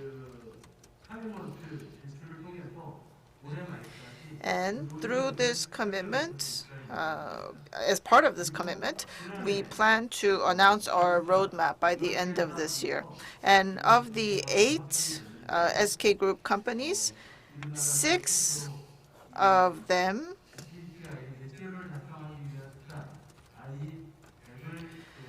have announced that we will join the RE100 initiative. And we have the Green Premium program announced by the Korean government, and we are part of that as well. So this will be a third-party PPA or REC purchase. These are different ways for us to be part of that net zero program or objective. Now, as a telecommunications company, the most of the carbon that we create comes to do with the electricity that we use. Now, in Europe, we have telecommunication companies, and they may think this is very strange because they are not regulated. However, in Korea, telecommunication companies are regulated, and we are asked to reduce our greenhouse gas emissions. And that is why we will be fading out outdated, obsolete data, and we will carry out 3G modernization. And Ministry of Environment actually registered the 3G modernization as a effective means of achieving these goals. So we have the 3G method and 4G method. And then we have a relay system that can actually handle 3G and 4G. And so that will actually make efficient use of electricity. And also we have low power areas, and we also have areas where there is low traffic. In that case, we can save electricity. And so infrastructure-wise, we can reduce a lot of CO2 emissions. And this is my last slide. And here we have a happy app program. And by participating in this program, even the general public can participate in our movement. So we are encouraging individuals to use reusable cups rather than disposable ones. So if you use multi-use cups or tumblers instead of paper cups or plastic cups, we are actually reducing waste and also emitting less CO2. And by using the saved resources, we can actually create more jobs and solve issues in the environment. And we will be starting this project with the partnership of 23 organizations and firms, and we will start from Jeju. I look forward to your support. Yes, thank you very much. That was Vice President Junho Lee from SK Telecom. And next, we are going to hear from Jung In-hee from LG Chem. Ms. Jung, please limit your presentation to 5 minutes. Thank you. Good afternoon. As introduced, I am Jung In-hee from LG Chem. I work in the area of sustainability strategy. So I think LG Chem here is here today to represent the overall chemistry industry. So I want to talk about what our company has been doing to achieve carbon neutrality. So if I can give you an overview of our company, we were founded in 1947, and now we are a global company with $30 billion in revenue, and we are growing at 12% per annum. We have a balanced business portfolio of a petrochemical and advanced materials as well, and life science as well.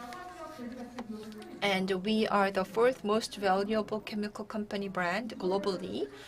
And actually over 70% of our revenue comes from overseas. And this is our business area. So in the petrochemicals area, so we produce a lot of plastic materials. And also we have advanced materials business area, car vehicle materials, IT materials. And for life sciences, we have a primary and aesthetics as well. And also we have a polio vaccine business as well.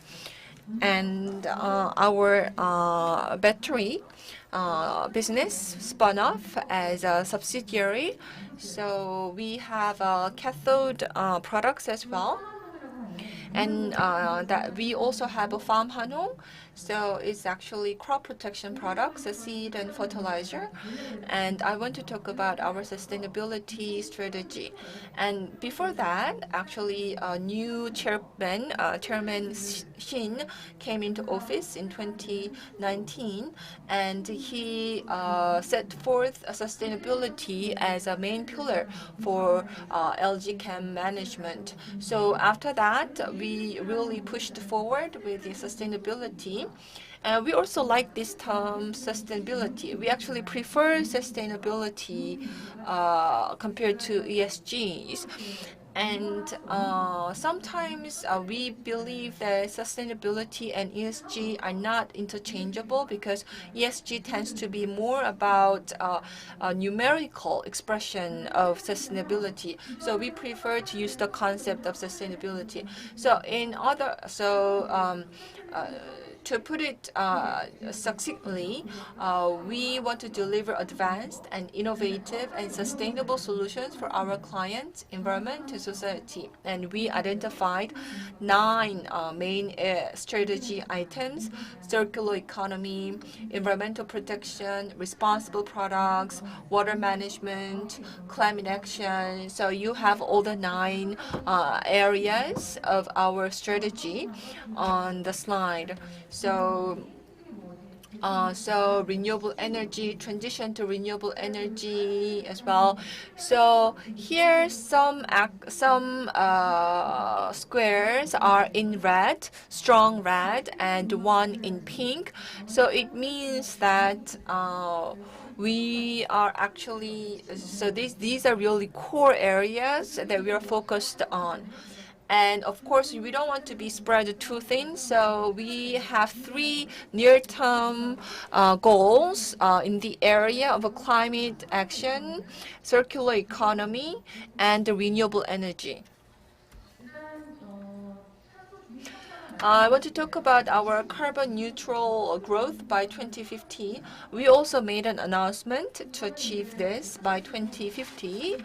So we are going to maintain our carbon emission at the level of the year 2019, which is 10 million ton per year.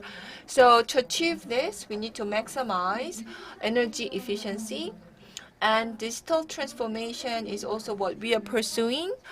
So we want to measure energy efficiency in a very sophisticated manner, and also in a more mid to long term, we want to utilize carbon capture and storage technology as well. Because by the nature of our industry, we emit a lot of carbon. So we believe that this technology, carbon capture and utilization, is very important to our business. And we are also participating in RE100. We want to achieve 100%. And we want to achieve 100% renewable energy by 2015 domestically, by 2013 internationally, overseas. So we are participating in the RE100 initiative. And in the area of responsible products and also circular economy as well, we want to transition to a circular economy. So we want to be more efficient about resource utilization. So we want to reduce waste. And also for waste plastic, we want to recycle it. And so we want to increase our post-consumer recycled plastic materials by 6-fold. And there are other PCR ABS and PCR PC as well. So we want to increase this by 6 times by 2025. And we have these solutions. So basically, we want to utilize waste plastics to produce these products. And also, we have cathode as well. Cobalt became a big issue due to child labor in some producing countries. So we want to build a responsible sourcing supply chain. So we are now part of the Global Battery Alliance. So we work with other companies in the supply chain to deal with this issue, and also zero waste to landfill. So when we produce waste in our business premises, like factories, first of all, we want to minimize waste. And if we do produce waste, we want to utilize it. So for that kind of process, we also got ISO standard as well. And these are some other goals as well. So carbon neutral growth by 2050 overall, and renewable energy 100% by 2050, and responsible products for clients, people, and the environment as well. So from material sourcing to product production, even to post-consumption management as well. So we want to become a global company with a competitive edge in terms of sustainability management. So we want to be a sustainable company in the long term, beyond the decades, into a century. Thank you very much for your presentation. We are very much running behind the schedule. And next speaker is from a consumer group. 5분 내에 So, Mr. Baek Dae-yong from Consumers Korea, I'm sure you will finish within 5 minutes, please. Yes, I will be done before my 5 minutes are up. Now, all of you here are experts on ESG from both home and abroad, so I don't think I need to explain ESG to all of you. Now, in 2020, the Financial Times of the UK said that ESG is growing as if it is on steroids. And when I first came across ESG, that was in 2020, and within 1 year, I came across a lot of literature and data regarding ESG. And actually, my perspective is a little bit different. I looked at all this information over a period of 1 year. Yes, can I have my slides, please? I have 2 questions that are unanswered. Now, we have people in business, and I want to ask this question. Why do you engage in ESG activities? So that's my first question, first unanswered question.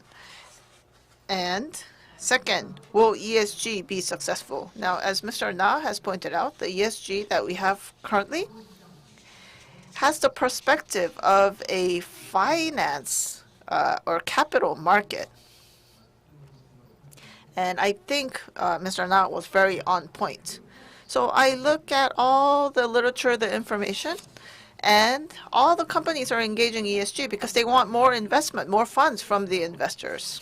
And that is why they are actually jumping through hoops to satisfy the investors, and they're trying to come up with data that quantifies their activities. And I think that kind of approach is doomed to fail. And this morning, Mr. Kang, the second presenter, talked about the movie Mulan. And also he referred to the example of Williams-Sonoma. And Williams-Sonoma, now, did the company do well in ESG activities and thus met with success? I don't think so.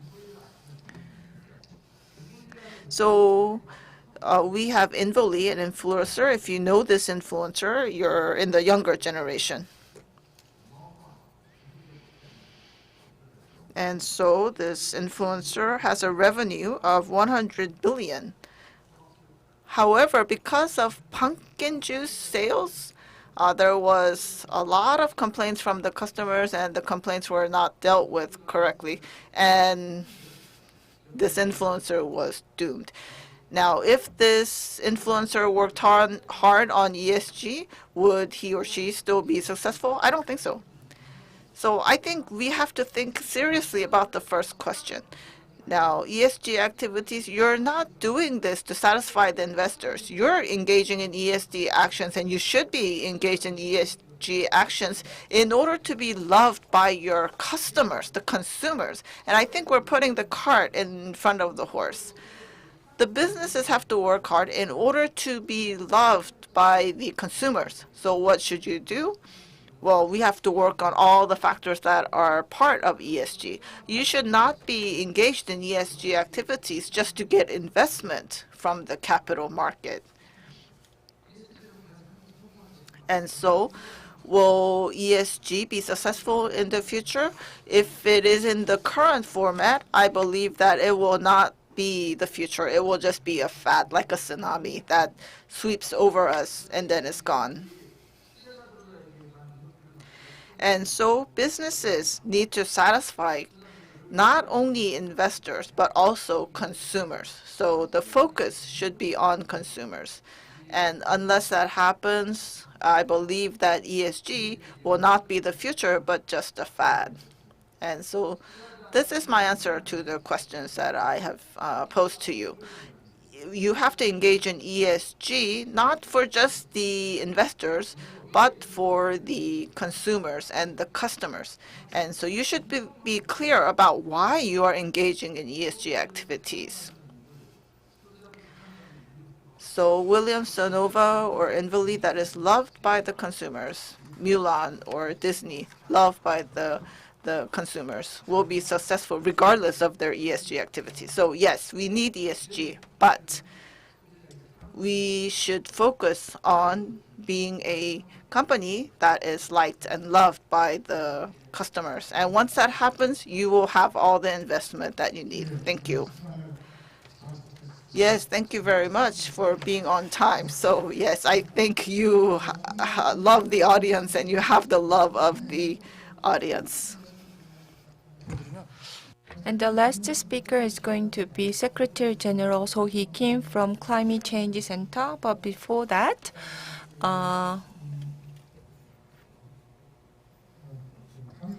and Mr. Kang talked about disclosure, and Mr. Na talked about ESG management strategy overall. So So actually, if our speakers can elaborate on their main points, that will be great. Now, Ms. Kim, we are co-hosting today's event with GGGI, and I was very pleased to see the participation from companies here today, global companies actually. So this is about partnership, and our partners are civil society, local governments, corporations as well. So we see our role, our center's role, as a kind of bridge among our partners. So I want to talk about our center's role. So once again, carbon neutrality is about to limit global temperature increase, and a special report was produced here, as you can see.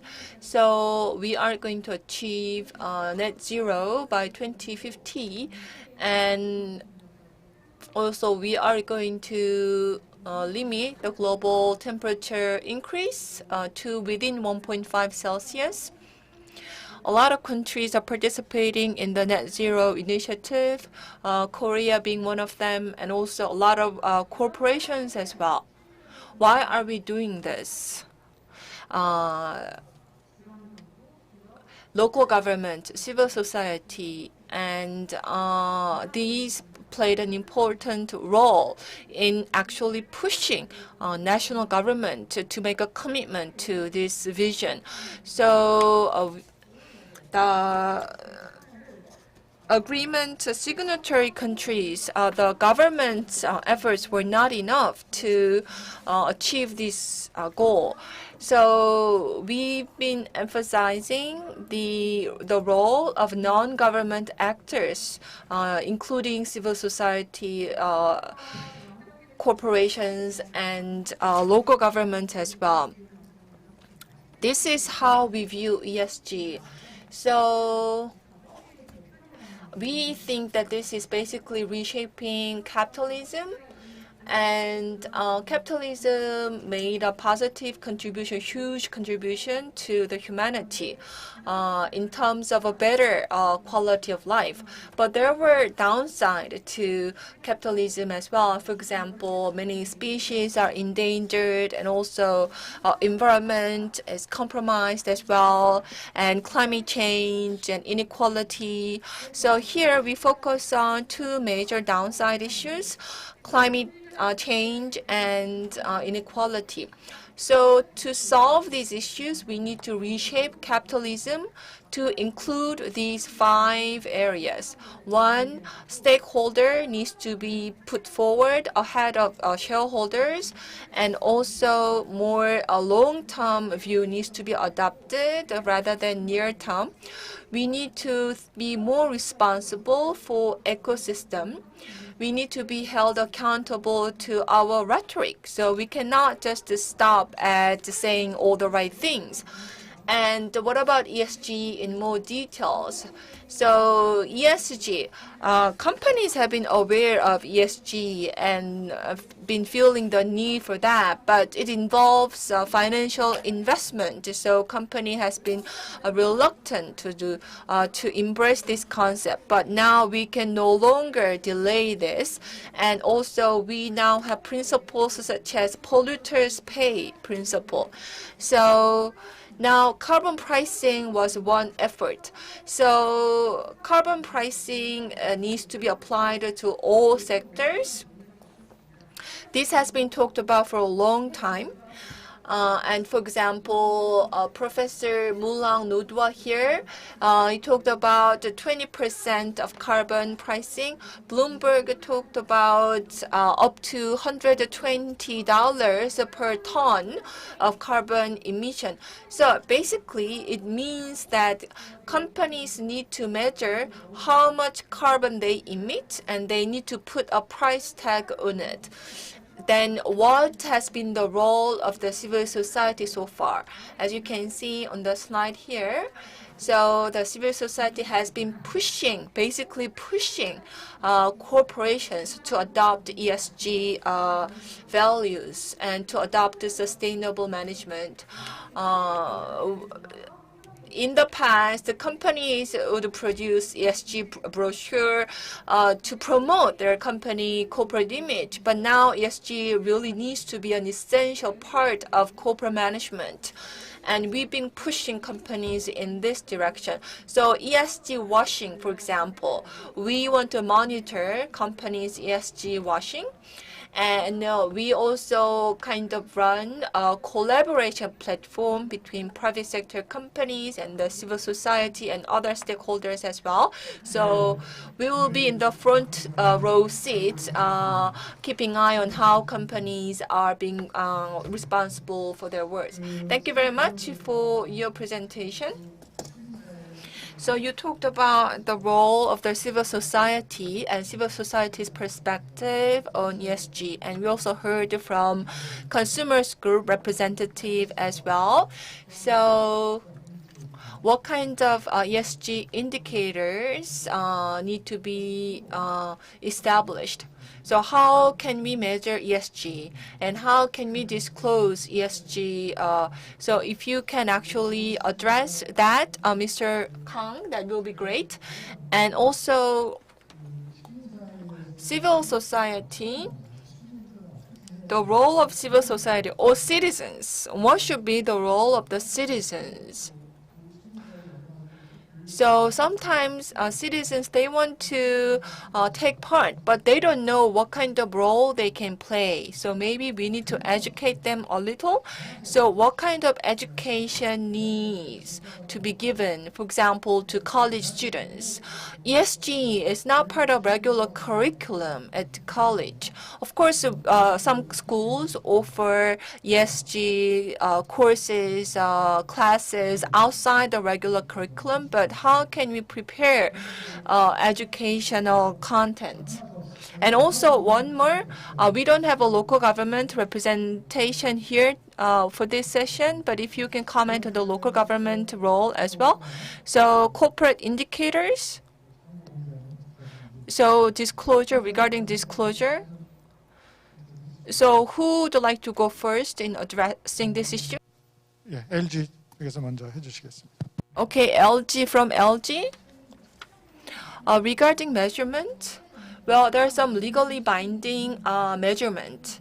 So, and also voluntary measurement is applicable as well.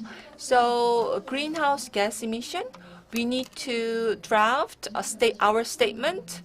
So we need to measure CO2 and other pollutants, NOx, SOx, and dust as well, as per the Environmental Act.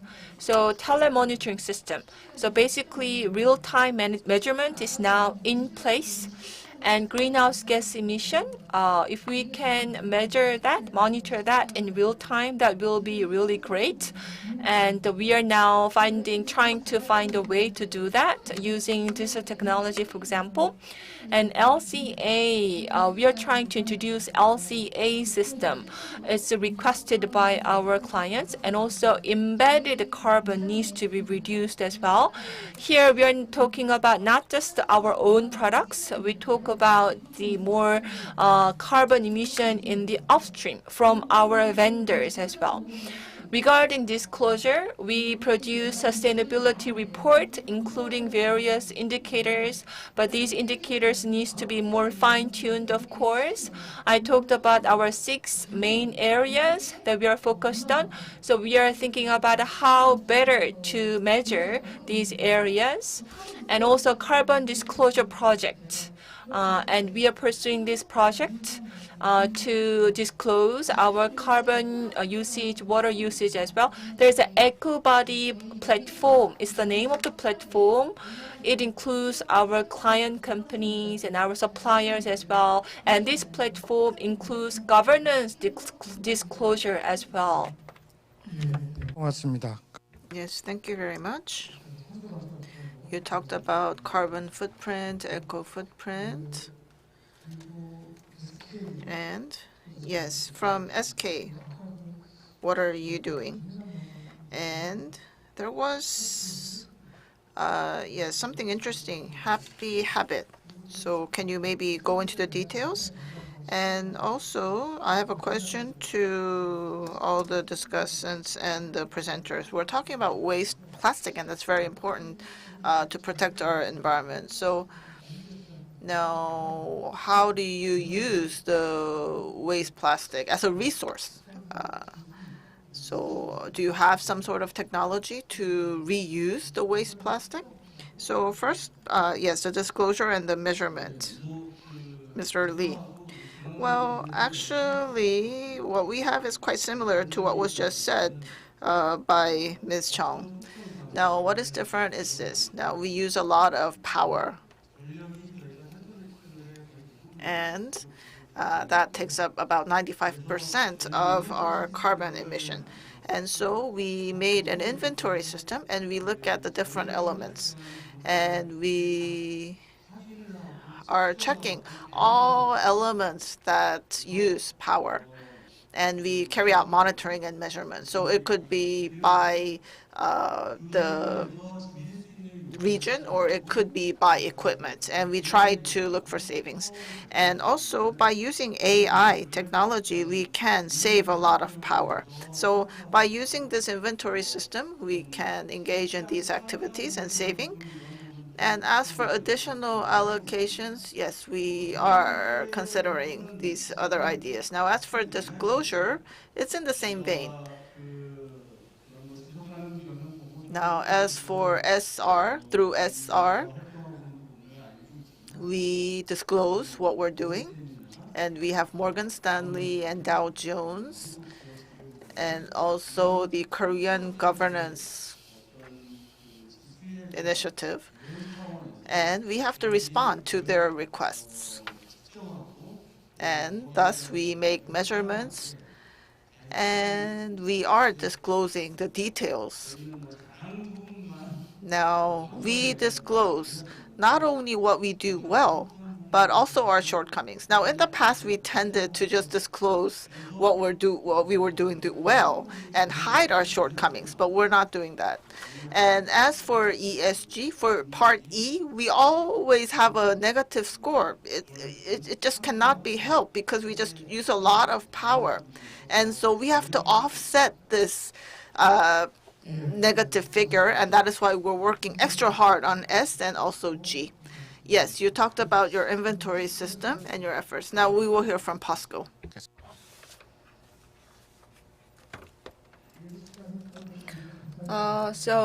If you can be brief, because we are running out of time. So in terms of measurement, similarly, we are similar to LG Chem and SK.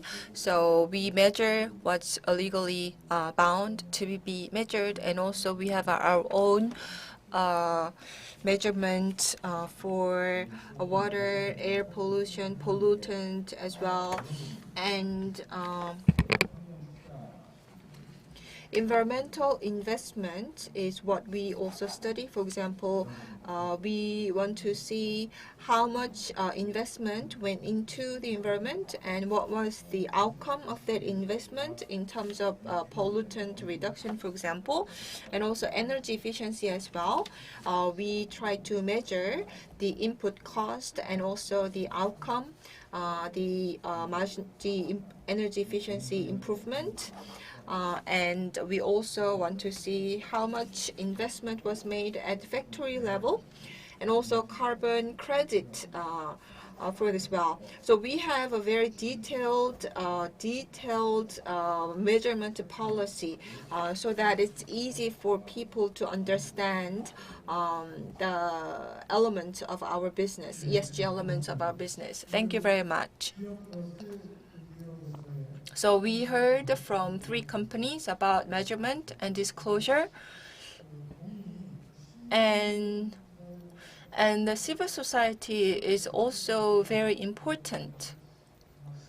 So So we want to hear. Maybe the civil society the citizens are not much familiar with how much companies are doing. Maybe the civil society can play the bridge role, and also maybe play the role of an educator as well. So we have two representatives from the civil society. So from what we heard from other corporate representatives and based on my question, do you have any comment to make? Yes, do the presenters have any answers or comments? Well, yes, I would like to address the role of the local governments, and also, yes, I received some very important messages from the consumer group. 제가 이제 업무상 좀 만나 보니까 상당히 이 부분에 관심이 많더라고요. So, there was some budget restraint, but there are a lot of research efforts going on. Personally, I'm interested in social impact bond. So, or pay for success. It's also called pay for success. So, the success outcome to solve social issues, it's shared among the public sector players and private sector players. And many local governments are interested in this issue. So, for example, we all wear a mask. And waste masks are becoming an issue. So what could be a way to deal with the waste masks? So this is what we are looking at. And for local governments as well, they are working hard. And as mentioned by our panelists, the carbon capture is really important. ESG is important. We need to understand ESG. But once we have this understanding and awareness, that is not enough. We need to utilize our technology. For example, all these ESG-related technology, including digital technology. So that kind of efforts needs to be made by researchers and the companies. Thank you very much for your comment. 팀장님. Yes, Mr. Kang, would you like to comment?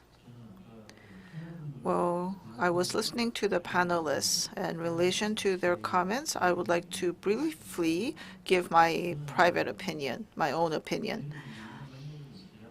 Now, as we engaged in ESG policy and actions, we looked at the literature and the data out there, and we met with many experts. Now, we had many uncertainties from the very beginning, and in the beginning, we thought ESG activity was similar to CSR. That was our initial perception. And because of that, we had many doubts as to whether businesses will be able to make that transition and actually disclose all information under the ESG regime.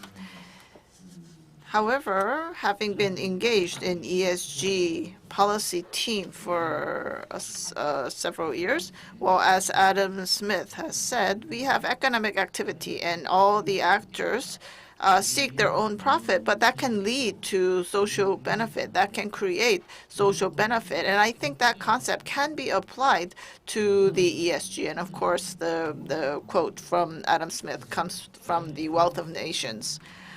Now, what I would like to say is that many companies have many doubts and many worries about the future of ESG. And that is why I focused on responsible investment. And this will not end with just a disclosure of information by companies. That is just the first wave.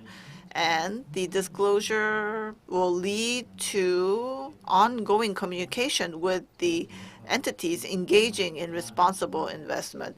And we will have to come out with information and indices that are more objective and comparable. And by doing that, we believe that the firms will further develop, and that will bring about further development of economy and society. Now, in order for that to be possible, well, I think there will be a limit to forcing the players through policies. When we have results coming from good ESG activity of firms, then there will be increase in investment, and that will lead to more active ESG, then leading to more investment. So it's not something that we can force the players to do, but through this virtuous cycle, we can bring about good results. Yes, thank you very much. Now, we have a chat window open for questions, and I would like to refer to the role of the civil societies in order to assess and evaluate the ESG activities. Can you address that as well? Now, in relation to ESG, yes, that's the part that I feel is missing. Now, I emphasize that we have to have a paradigm shift, and we have to think of ESG activities in another way as to why we're doing this. Now, if we have all these regulations, and if the companies feel that this is just a burden and they have to jump through all these hoops just to satisfy the investors, I don't think ESG will last. Now, the companies, you should not be working alone when you engage in ESG activities. You should have a partnership with civil society. I think that is most important. And secondly, based on that partnership, there should be mutual trust, and ESG activities should be pursued by both sides. By doing that, the companies will be seeking values that the consumers are looking for. And by doing that, the consumers will get to like the company. And so rather than just thinking about and looking at the investors first, I think the companies should work with and partner with civil societies. And this is not something that I'm bringing up. Now, so delivering value to our customers, that was something on the slide by Mr. Da under PRT. So why do you not engage in this? You should be seeking value that actually enhances your company. And by partnering with the civil societies, it will be much more easier. Yes, so who should be the civil society partner?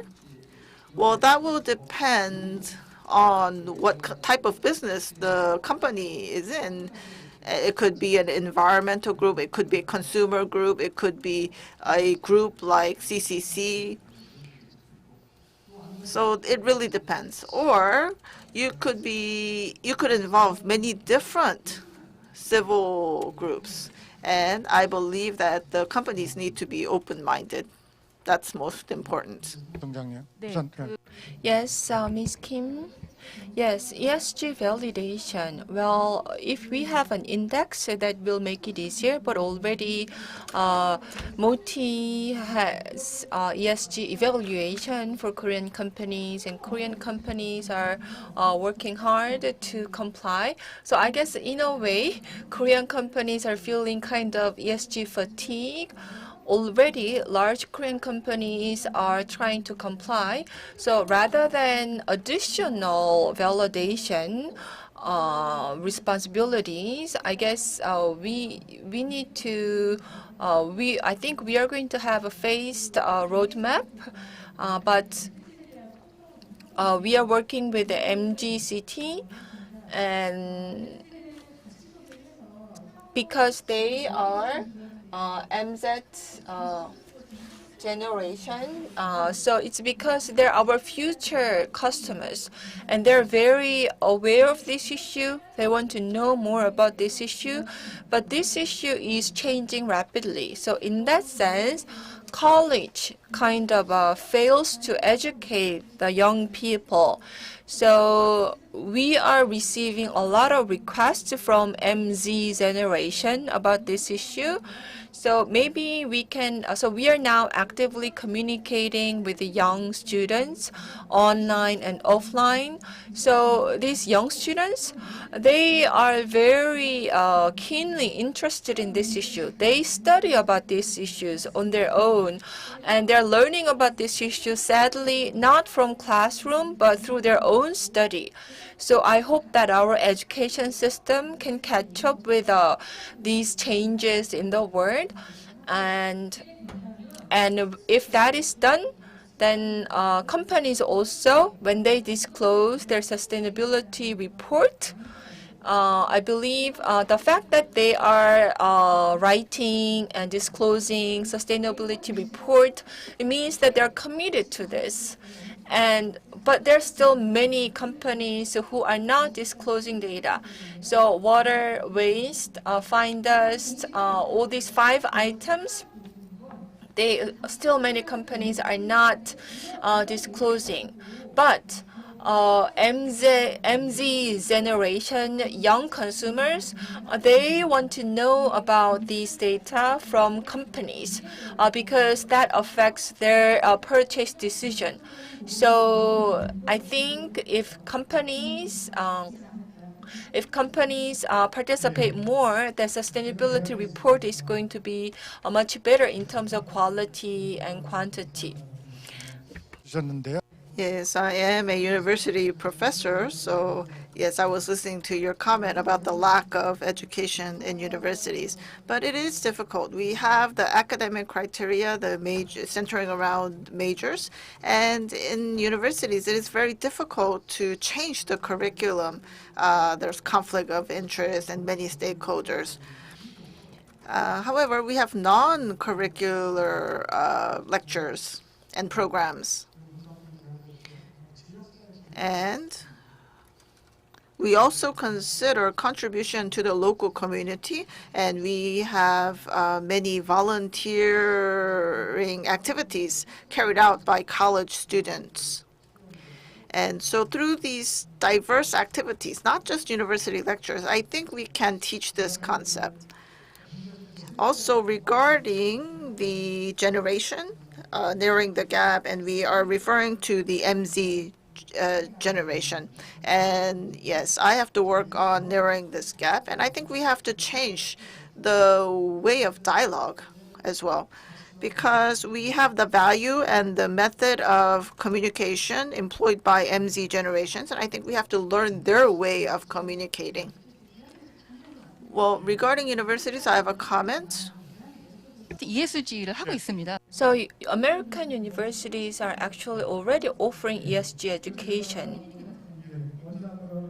Yes, okay, so I chair 2 organizations. One is sustainability development related body, and the other is ecosystem resilience. And in my school, SDG related meetings. So we are having such meetings with professors and students. We aim to host meetings with professors and students with this topic. Yes, Mr. Lee.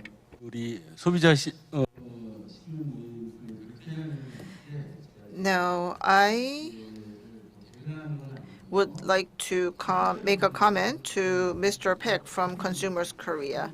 So we only have 3 minutes. Please be brief. Yes, I would like to talk about the corporate perspective and talk about our new program. Now, ESG is a concept that is about a decade old. It is suddenly it is popular all of a sudden. It is because of money. Now that you might feel discomfort at this, but money is important. Now, as for ESG, yes, we should try to make our consumers happy. However, we have to make a profit. That's the reality. So don't hate us too much for seeking profit. And from a few years ago, we are working with good intentions. Now, as for our program, Happy Yet? Now, I believe that we have a serious issue regarding waste. So we need to reduce disposables and single-use products and use that resource to create new jobs. And by using this app, individuals can measure how much they contributed to ESG, how many ESG activities that they engaged in. So it might not be a huge fund, but I think the app will be very helpful in goading the participants, the consumers, to participate. Thank you. 좀 같이 Yes, so it's something that we need to work together on. And in that sense, we all have a role to play. The government, corporations, universities, and civil society, we all have a role to play. And also youth, our youth have a role to play as well.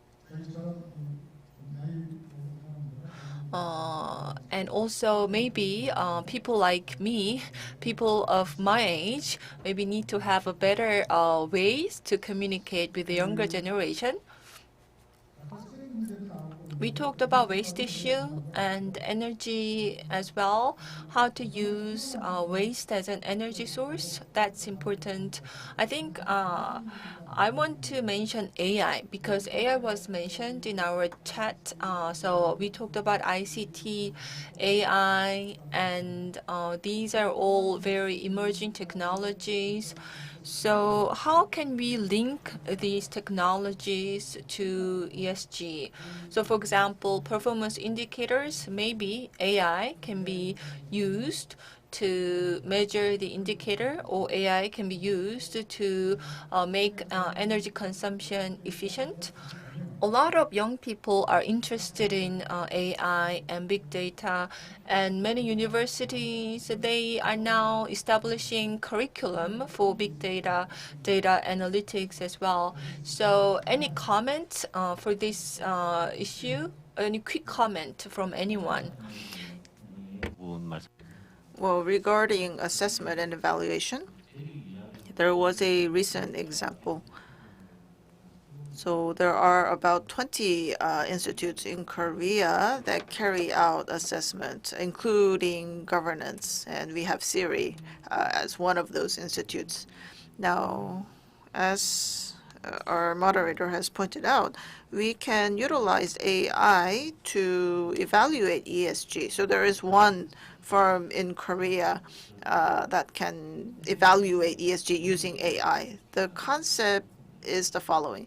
Now, in the past existing way of evaluating ESG, the limitation comes when there is minimal disclosure by the firms. And most of the information, well, actually, the issue has to be covered by newspaper articles in order for it to surface and to be included in assessments. So perhaps we can use AI, and this company uses AI to collect all this different information. And the company comes up with the ESG score for specific firms on a daily basis. And so I think that will really open doors in the future, and we will have real-time evaluation of ESG in the future and real-time scoring and assessment. And the market, the investors can look at these results, at the assessment scores. And there will be heightened interest in ESG in the market as a result. Yes, thank you very much. Yes, we started a bit late, so we have until 3:05, so we have 3 minutes. And so rather than myself speaking, I think we should listen more to the panelists or the presenters. So yes, you have 30 seconds. 그래서 아무래도 저희가 이제 플라스틱 소재 I want to talk about waste plastic because we are plastic manufacturer.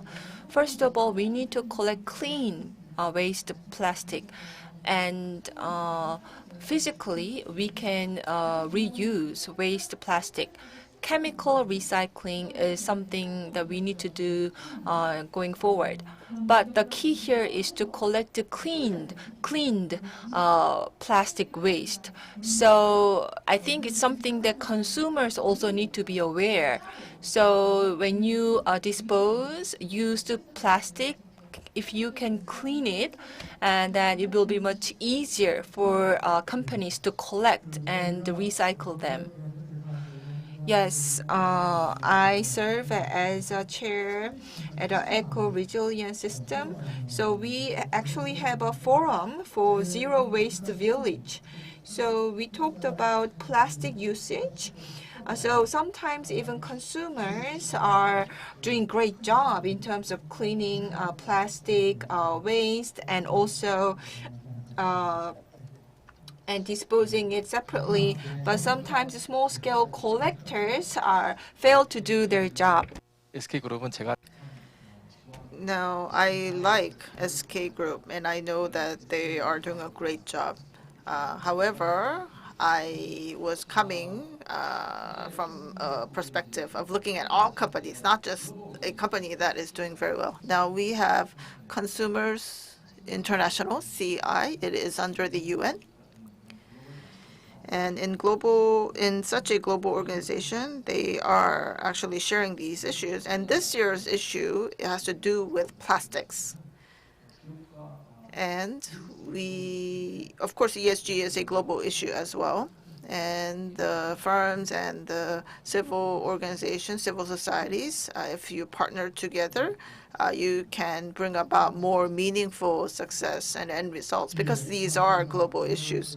Yes, thank you very much. We began this session at 1, and it is currently 3. So we heard 2 presentations, and we heard from 5 discussants. Is there a question? Okay, so we had a very meaningful session. And we have civil society, business, and local government. And by having the cooperation of all 3 parties, we need to achieve net zero and also to enjoy blue skies on a daily basis. I hope that we have made a contribution towards that end. I would like to thank the 2 presenters and the 5 discussants, and I want to thank those of you who are here in person and all those who are participating via online. Thank you. Now, finally, we're nearly there. I would like to invite Dr. Frank Reisberman, Director General of GGGI, to provide closing remarks. So please join me in giving him a big round of applause.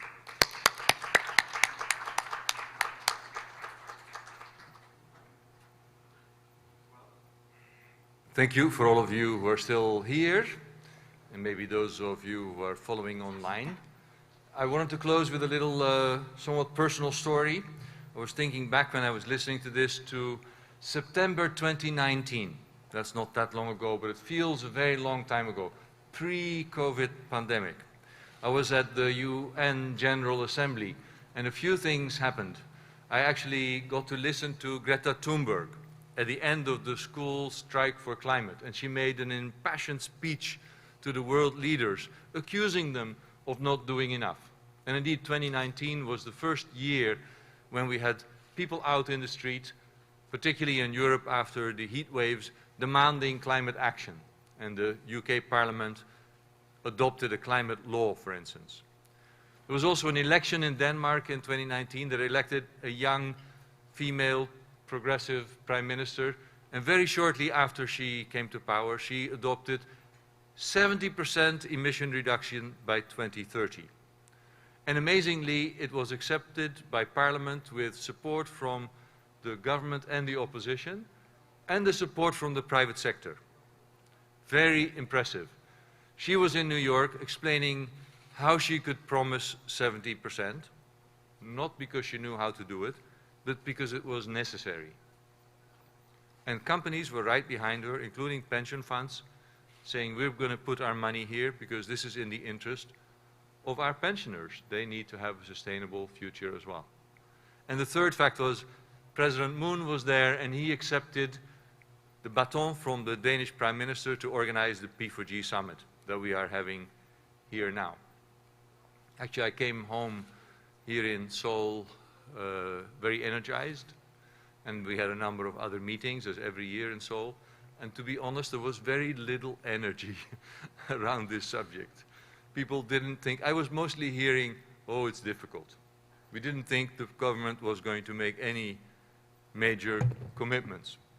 So then actually GGGI started what we called the campaign for blue sky and net zero. We reached out to the Climate Change Center and to a number of embassies and said, come, we need more public awareness of these issues and we need to support the government in making stronger actions. And we put blue skies because it is the #1 issue that interests consumers in Seoul, I believe, closely linked to climate change. We were very happy that the Climate Change Center was willing to do this. And we particularly had embassies there because the first year we focused more on organizing events where we had on the stage people from other countries sharing their experience, why in their country they could make ambitious targets and how they had the private sector behind them. Of course, then COVID broke out and we all went virtual, and I personally thought this was going to be so difficult that we wouldn't make any progress on climate in the beginning of the year. So I was extremely happily surprised that so many consumers saw the pandemic actually as a sign that our lifestyle is not sustainable, and that rather than climate going down as an area of priority, it went up together with other sustainability issues. And of course, when the Korean government was one of the few that took the initiative and made the stimulus funding really green through the Digital and Green New Deal, together with the EU and a few other countries, that was an excellent announcement. But I think we were still surprised on October 28th when the President then announced net zero. It wasn't a long thought out campaign. The President took the initiative. I think we have some idea why. It was a surprise, right? Wow. And indeed, we had some events with the Assembly, the National Assembly, shortly after, who were saying, well, okay, we have a Green New Deal plan and we have net zero carbon, but there's no budget yet and we don't know quite how to do this. And in fact, we had the feeling that the Ministry of Industry and the private sector were not really behind it. So this year, we thought to focus on bringing the private sector to a stage like this and to mobilize the private sector in support of net zero carbon and blue skies. And I have to say, this session today here, I couldn't have been more happy and more surprised to see companies not saying it's difficult, well, saying it's difficult, but we're accepting the challenge, we're making our plans, those lines are all going down to zero, and you're beginning to fill in what needs to be done. I could not have imagined progress that rapid here in Korea in late 2019. So despite the pandemic, despite the challenges that that has given, I think this has been a real opportunity to tackle not only the pandemic, and let's face it, I think we've been very lucky here in Korea with the way that all Koreans have managed to wear masks and avoid the worst of the pandemic, so we haven't had the real lockdown, as in many other GGGI countries, they still have complete lockdowns. But the government also indeed has made major progress. And as we could see here, civil society and the private sector have made major progress in the direction of carbon neutrality. And indeed, I was happy to hear one of the highest greenhouse gas emitters, your own Southeastern Power Company, say that he was actually more optimistic about bringing blue skies back to Korea than carbon neutrality. I thought that was a wonderful conclusion. As a resident of Seoul, I want to see blue skies. I want to feel that we can pass on a sustainable way of living to the next generation, to my children, to the next many generations to come. So thank you very much today. I thought this was a very uplifting, very energizing meeting today, and I hope that it is reflected in other P4G sessions this week, and that President Moon will have a very positive and forward-looking summit the coming weekend. For now, let me thank all the speakers, the organizers, our colleagues, and you in the audience here and at home for your interest and attendance. Thank you. Thank you very much, Frank. And this comes to the end of the program. Thank you for staying with us throughout the day. I hope you found the sessions insightful and have some positive takeaways. Thank you again for joining us online and virtually and in person and taking part in this meaningful event in the lead up to the P4G Summit. So again, thank you very much and hope to see you again soon. Thank you.